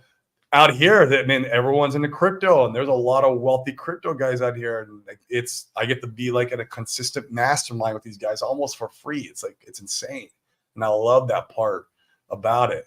So yeah, there's a lot of great things, man. There really is. But then there's some stuff that's like, man, gotta hear about that. Like we only have tornadoes up here, but I can tell you what, when you're talking about inconveniences, when you walk outside and your face hurts because it's so cold, that's a little bit of an inconvenience as well. Like literally, move to Puerto Rico, you will never have that happen again, my friend. Yeah. Well, see, here's the cool thing, right? So Minnesota is known for having its Arctic winters and its tropical summers, right? Wisconsin and Minnesota, and I grew up in both. So when I'm talking about, like, when you're talking about, you know, literally 100% humidity, 90 degrees, I'm like, oh yeah, that's my summertime. Generally right now, that's what that is, you know? So for me, it would not really be a change. I'd be like, oh, great, here we go. You walk out the door and it's like you're swimming in a pool. You're instantly wet. You'll be used to it then. It takes some getting used to it first if you're not used to it. I'm from Arizona, so I was not used to it.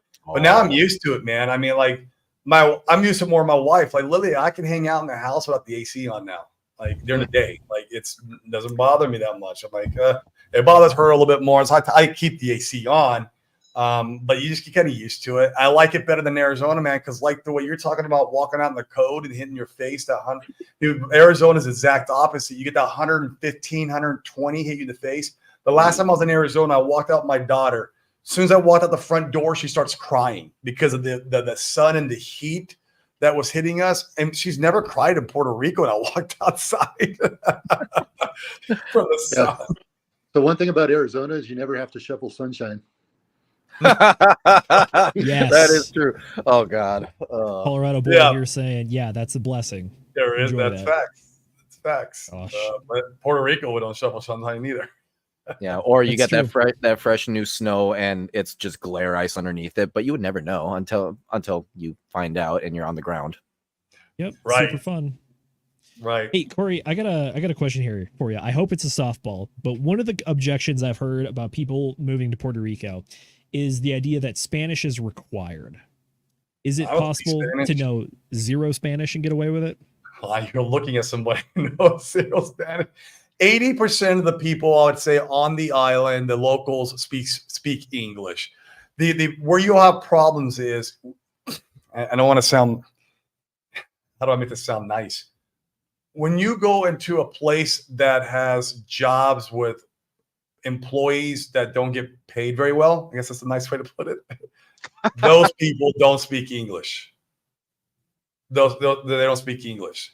But like if I'm calling like my daughter's school, if I'm calling the doctor, if I'm calling like my landlord, like they all speak English. But like if the person at my gate to let me in, she don't speak English. So that's the best way to put it. That's fair. So yeah.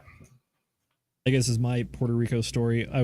When I was in the Coast Guard, I was on a ship there. I was responsible for refueling the ship whenever we pulled into port. And it was kind of a crapshoot because it was 50-50 about whether the contractors that we hired to onboard fuel 10,000 gallons at a time, whether or not they spoke English, and then how I was going to coordinate my team to make sure that I onboard all of this fuel without spilling a drop anywhere near it. And it's like, okay, this is going to be a challenge. Thankfully, later on in my tour, we got some young guys who actually were from Puerto Rico, and they're like, "Oh yeah, I got this." It was like, "Cool, congratulations! You stand on the pier next to me the entire time, and we're gonna do this together." So it's that weird telephone game of like, all right, how do we like speak technically to folks in a language that I don't entirely understand? Like, I know enough Spanish to get myself in trouble. I'll put it that way. But it's like being in the Caribbean, I very quickly realized that Spanish has a lot of different dialects and like the localization, the slang, whatever, like shortenizations. I mean, English is a terrible language, as the five of us all know very well. And even then, we shorthand half of our stuff. Imagine trying to learn the shorthands of 5 different countries that all kind of operate in the same area. That was my experience of trying to speak Spanish in the Caribbean, which is that it's pretty much the same for the most part. But even then, you're going to, if you're not on top of it, you're going to get lost in translation sometimes. Yep. Yeah. And worst case scenario, man, the translator app, Google Translate, you just talk into it and then it will translate and it speaks to them. I mean, I used it when I first started dating my wife. My wife speaks good English now, but my wife's Chinese. And when I first started dating her, she was here in the U.S., but very little English and she spoke Mandarin. So I sit there and on our first date, we just sat on the translator app going back and forth for like 2 hours. That was our first date. So, nice. I'm not gonna lie, that sounds actually kind of cute. Interesting date, but sure. Yeah, while we're married now, we got 2 kids, so it went well. Apparently. Very true. All right, gentlemen, we got about a half an hour left, a little bit shorter than that. I want to ask some about the rumblings the future things, what we see coming down the pipe.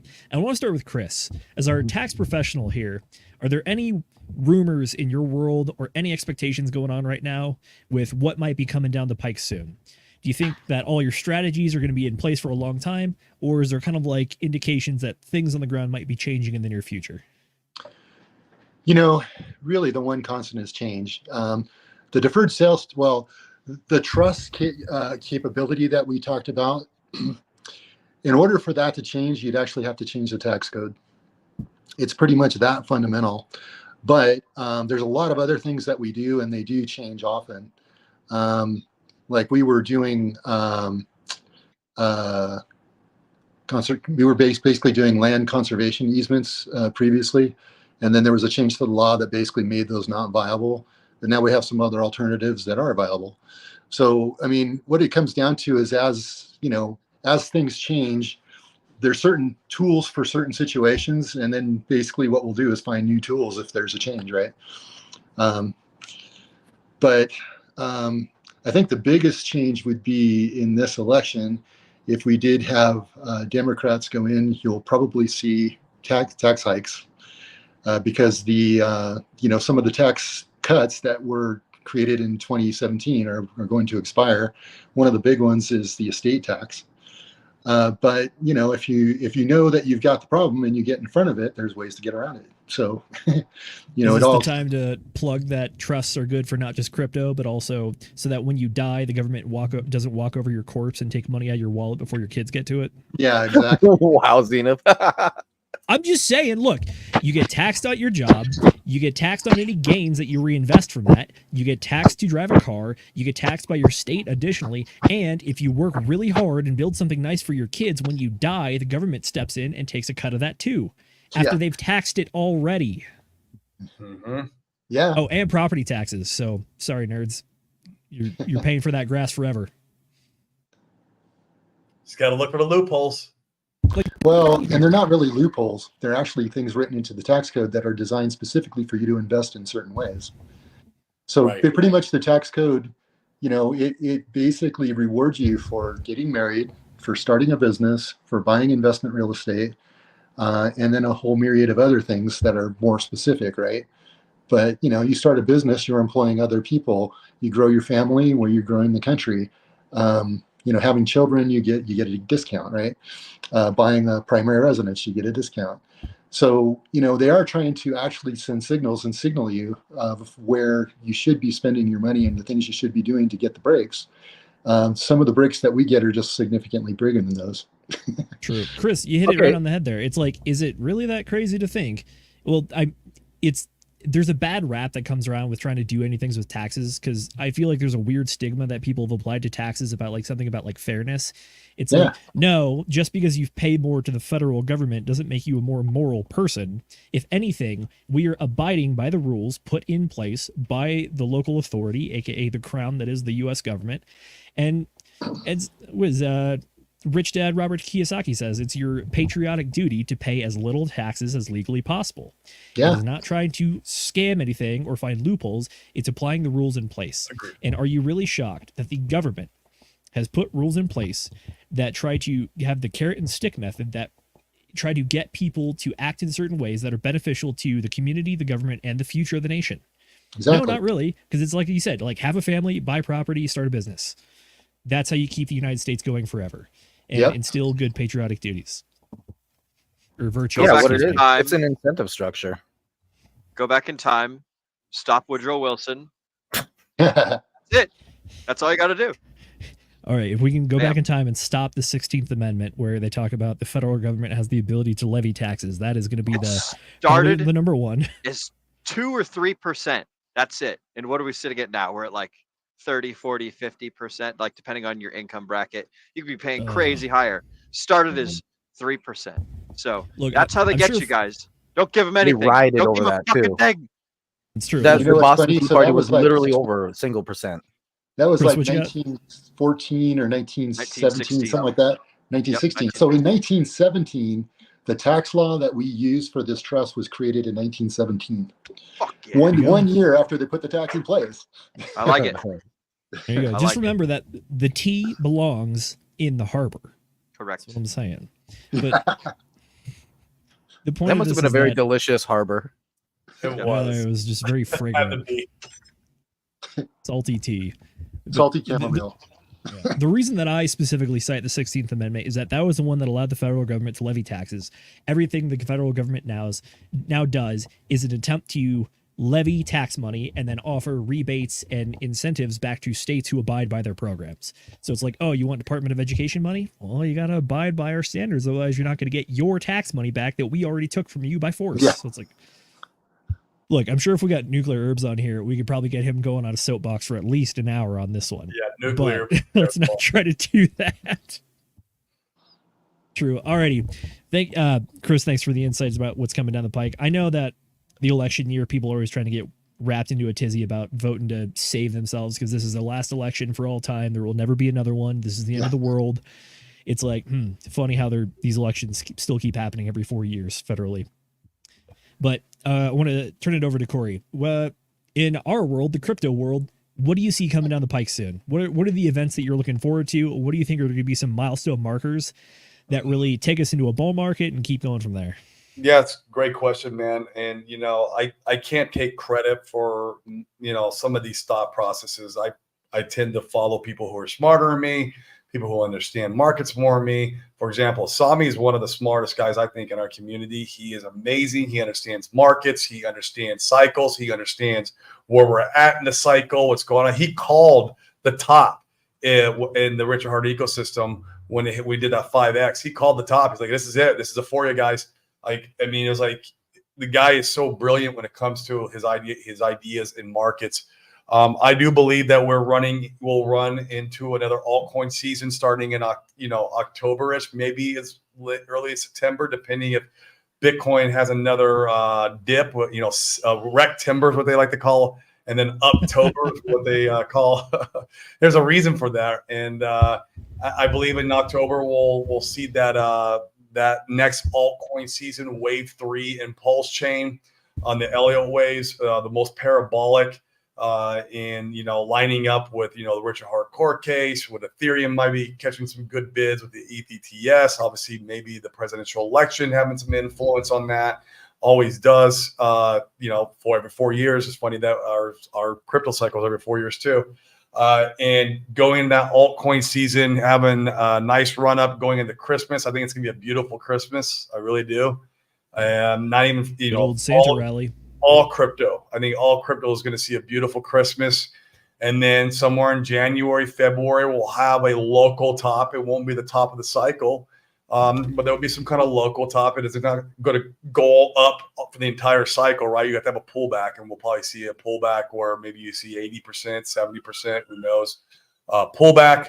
And kind of get this lull period like this. We're going to be in there, and there'll be people on Twitter bitching and crying and moaning. You'll see it. You're going to see it during that time until we see the next, big one, which will be somewhere in the middle of the year. I'm a firm believer that the cycles are the truest thing in crypto. It's remarkable how we're following the cycle perfect.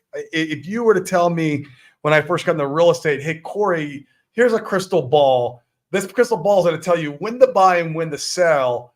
You're nuts. Like if I had a crystal ball in 2006 and known as a crash, then I'd have paid anything for that. But like in crypto, we have this.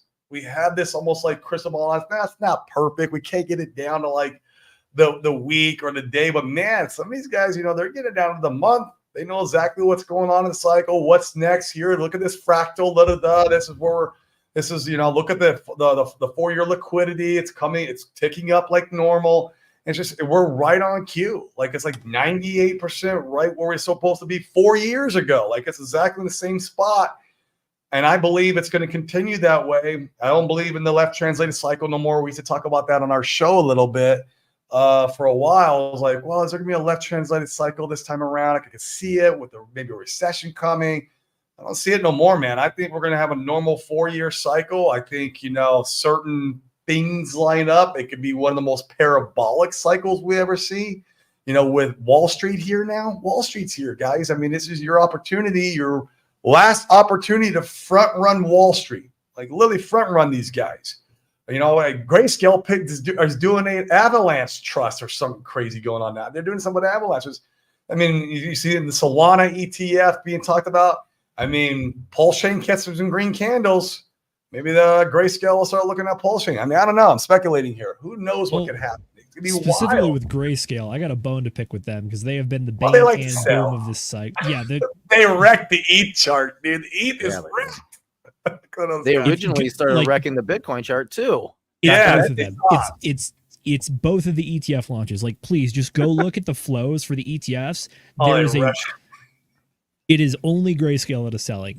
I kid you not. Like, they are the reason. Somebody saw the wallet move $1 billion of ETH over onto I think it was Kraken, and or maybe it was Binance. I can't remember, but right before the ETH ETF went live, and then as soon as the ETH went, sure enough, man, they start selling. Guys, it's like I gotta tip the hat to Grayscale because they were the first one to really give the SEC a big L when the court case ruled that the SEC was in just arbitrarily applying rules and their ETF should be approved after 2 years of just stonewalling them. So it's yes, good job. You guys led the charge, and then you also led the charge on selling the top on everybody. So it's remember, Grayscale was the one that took the Bitcoin price from 48,000 down to 38,000, and they're the ones that took the price down from effectively $3,800 ETH to about $2,400 ETH. Not exclusively, but they're a large player. So you got to think about this. They're the ones who are dumping on BlackRock's head. BlackRock, Michael Saylor. JP Morgan Chase, all of them. They're dumping on all of them, man. They come in, they're buying up. Wall Street's they won the game. And there's Grayscale just dumping on everyone's head. It's great. Not financial advice, but now's not the time to be selling, guys. I understand you've been waiting on these profits for 2-3 years, but if you can just wait for 6 more months, you might even see your 2x or 3x or 4x. So it's just you had patience for so long. Why now? Why now sell out? Come on. The ETS live. Let's sell. All right. Hey, I got one thing I do want to hit from the chat in the audience. We have Joe. Apologies to Joe. But Joe, you might not know this, but you are an exclusive member of a club around here called the Dark Side of the Moon Gang, which is that we unfortunately fat fingered the YouTube interface and you got timed out like some of our other friends. So you were temporarily banned, but now you're back. And you had a question for Chris. So want to make sure that we ask this. He says, okay, reposting. If I have a local CPA under retainer fee, is it hard to change to what would be the process? I assume he's talking about the crypto trust. Yeah, so I'm actually not a CPA. So my licensing is investment advisor, not CPA. We love working with people's CPAs and educating them as well as, the client. And because the CPA will typically know all the details associated with your situation. So we can basically go through it with the CPA. If they're your trusted person that you want convinced, then we'll work with them, no problem. Yeah, they know the numbers. Yep. Perfect. So let's dive a little bit deeper on that if you don't mind. So what do the CPAs do that you cannot do? And what do you do that the CPAs cannot do? Yeah, well, it's interesting. Chris, your mic is... Chris, mic again. Oh, I put my finger over the mic. All good, brother.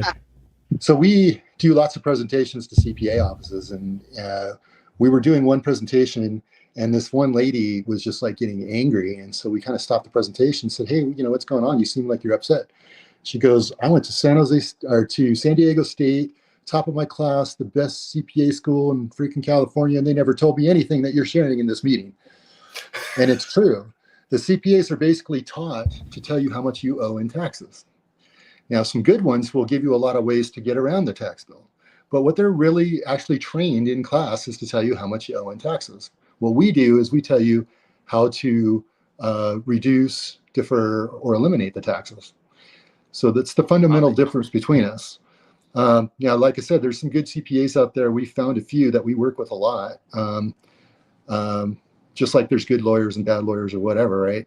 But, one of the things we like to say is 99% of the people, when they go look at the tax code, what they think they're looking at is the document, which tells them how much you owe in taxes. I don't see that at all. I see an inspirational document that's telling me how to invest to pay no taxes.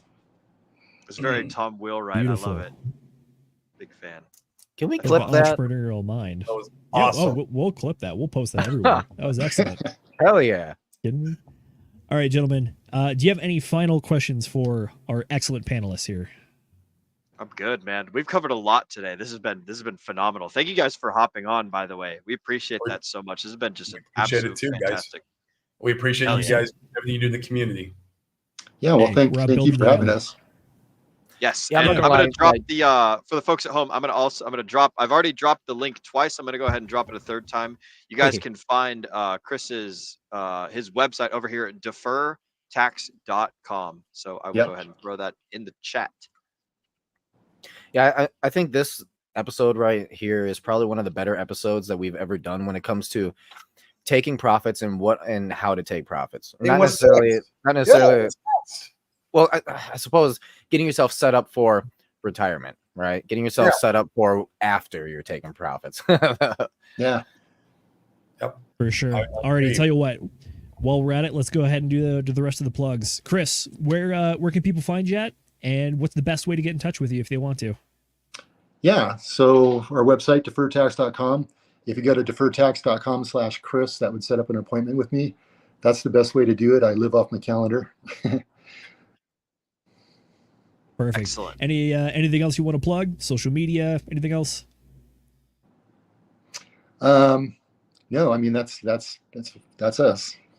Fair enough. A true professional. He's not out here trying to clout farm like us on Twitter and X. Much respect. All right, Mr. Corey Geary, where can the folks find you at home, and what do you have I going got on them all in your over, future? man. They're everywhere. Twitter's Corey Geary. I think it's Corey Geary 555. That's Twitter. You got that's Twitter, Facebook, and IG, Instagram. And Instagram is the Corey Geary. But YouTube, come find me on there.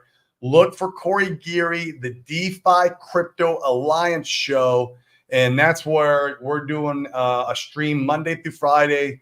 As long as I'm in town, I'm gonna spin up the stream. It's at 12 p.m. EST, and we talk about everything money. We talk about wealth creation through cryptocurrency, mainly Pulse Chain, and anything impulsing. We interview founders. Sometimes we had Jexa on today. That was great.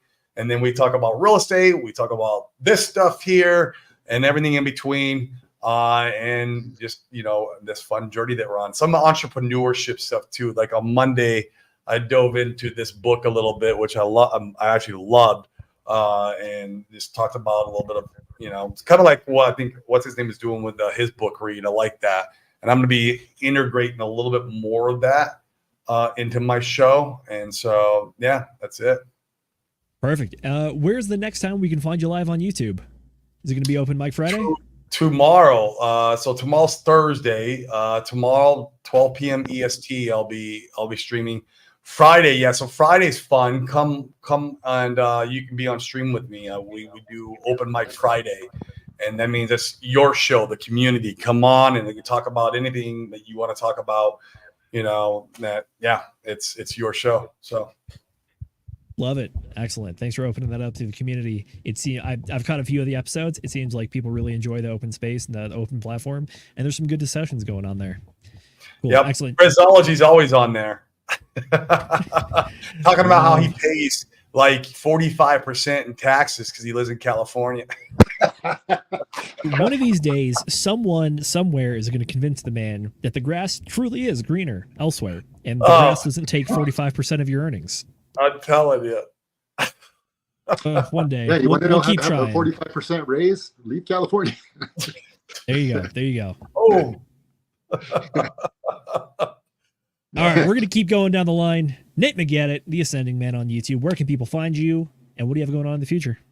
Well, actually, before we do that, I was thinking, so number one, Corey, I'm usually watching you while I'm at work, and unfortunately, I can't ever join on Friday because I'm in the middle of work. It sucks, Right. but so I'm always just a ninja watcher for you. But I was thinking before we get around our socials and everything, maybe we have a certain advertisement that we would like to pop in here real quick, Oh, do we want to run the Pulse Chain advertisement? I want to see it. We can get a live reaction from our friends. So, Mrs. Producer, if you are ready, go ahead and roll that thing.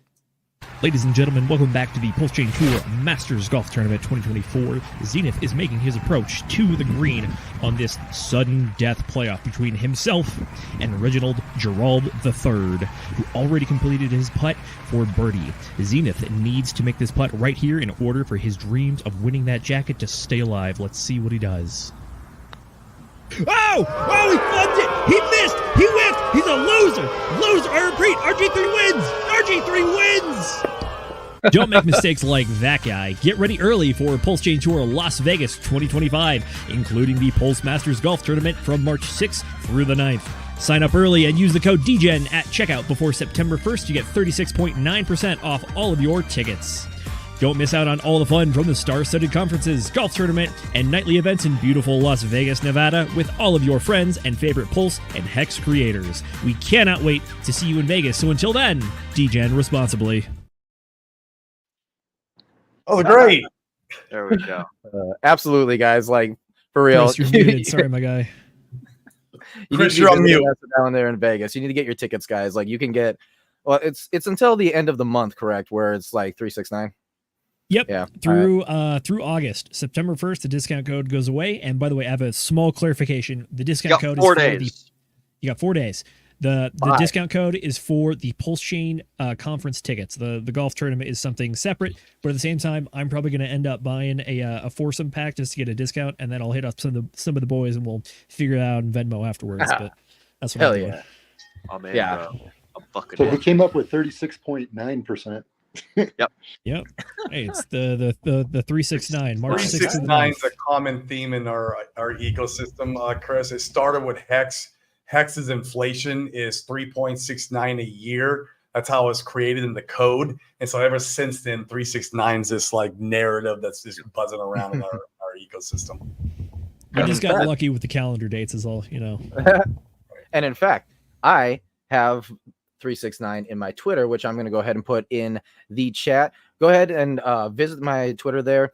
Go ahead and have a look around. I would suggest following. I do put out as much information as I possibly can. And literally, when you see me going on a tear where all of a sudden I've got like Sami levels of 10 different things popping up, it's because I literally had a couple of hours to go through the vast amount of things that I'm able to look at for knowledge in crypto to be able to, like, if I was there for like 12 hours or 18 hours a day, I swear I'd be coming up with so much stuff. But the majority of my work, like, I'm already at 33 hours for the week on 3 days here. So I do a lot of working, but whenever I'm not, I'm trying to get some stuff through, all just as much information as possible. So go follow me there. Yes, I am Nate McGettit, the Ascending Man with the DJ Roundtable, and I am going to go ahead and pass this off over to the great co-host, Will Stevenson. So, yeah, Will, where can they find you? Aloha, everybody. The folks can find everything that you want to know about me at will.pls.fyi. That is my my little domain thingamajigger there. It's essentially a link tree that will take you to all of my socials, whether you want to stalk me on Facebook, Instagram, Twitter, Telegram, whatever. All of it's in there. And yeah, other than that, I hang out a lot of the time in the Degen Roundtable Telegram, which you guys can join by scanning that QR code right there, or you can click on this link that I'm about to throw into the chats, t.me/DRT join now for those that are listening or on the replay. Again, that is t.me/DRT join now. I'll go ahead and click that link and it will take you over into the Degen Roundtable Telegram where you guys can hang out with us. You can drop cool memes. You can talk about sports, talk about anime, lots of cool things. We talk about crypto mostly, but yep. And also lots and lots and lots of meme droppings. Other than that, the last thing that I have to shout out is my Hex Meetup channel that I have on Telegram. It is bit.ly/hex_meetup. That's where you can go if you're a Hexagon and you want to meet other Hexagons. There's a lot of states in there, a lot of countries, a lot of cities. People can add their own topics and start their own little chats and organize their own little small group meetups. You guys don't have to wait for the Pulse Chain Tour. As much as we love those guys, you don't have to wait for KSB TV to roll over to where you're at in Europe. You guys can set up your own little Hex meetups in that Telegram. There's like 130, 140 people or something like that, and people chatting all the time and sharing memes and sharing music, doing all sorts of cool things. So yeah, those are my plugs. Will.pls.fyi for me. T.me/DRT. Join now to get in the Telegram. Zenith, why don't you go ahead and take us out, bro? Or actually, where can the folks find you? And what have you got going on in the near future? I know we got a book that we're reading in the near future, right? Oh, yes, we do. That's right, folks. You can find me on Instagram and Twitter at ZenithDI. That is where you can find me there. Or you can find me on Book Club on Friday, where we are covering $100 Million Leads by Alex Ramosi. This is part 2 to the first one, which was $100 million offers. There you go. We even got the Corey Geary endorsement right there. So you better show up now. After, check out Open Mic on his channel as well. Other than that, we have our usual Sunday show coming up where we're going to be talking about all of the macroeconomic stuff going on right now. It is Labor Day weekend, so if we end up doing other things like touching grass, going camping, visiting friends and family, we'll let you know. But until then, plan on seeing us then. And then we also have a very special guest episode lined up for next week. That's right, we're giving you the double feature. Nate, do we want to announce this now, or do we want to save it for a surprise for later? I say we should save it until Sunday, I think. All right, we'll announce it on Sunday. We'll announce our excellent guest, and it's going to be, again, look at this, 2 guest episodes in a row, and each guest episode is possibly going to have 2 guests apiece. So I don't know what more you want from us. We're trying to put out as much content as we possibly can. So do have to give a massive, massive thank you to Chris and Corey for coming on the show tonight. You guys, this is a fantastic episode. This is a lot of good information, and we kept it pretty light while also getting pretty in-depth with stuff, which was great balance. So excellent job. Go ahead before the stream closes. Don't go anywhere. We'll catch you in the green room afterwards to get some feedback and pick your brain as well. But other than that, ladies and gentlemen, we know that time is your most valuable asset. So we want to thank you every time you spend it with us on this channel. And until we catch you guys next time, I hope that everyone out there continues to degen responsibly.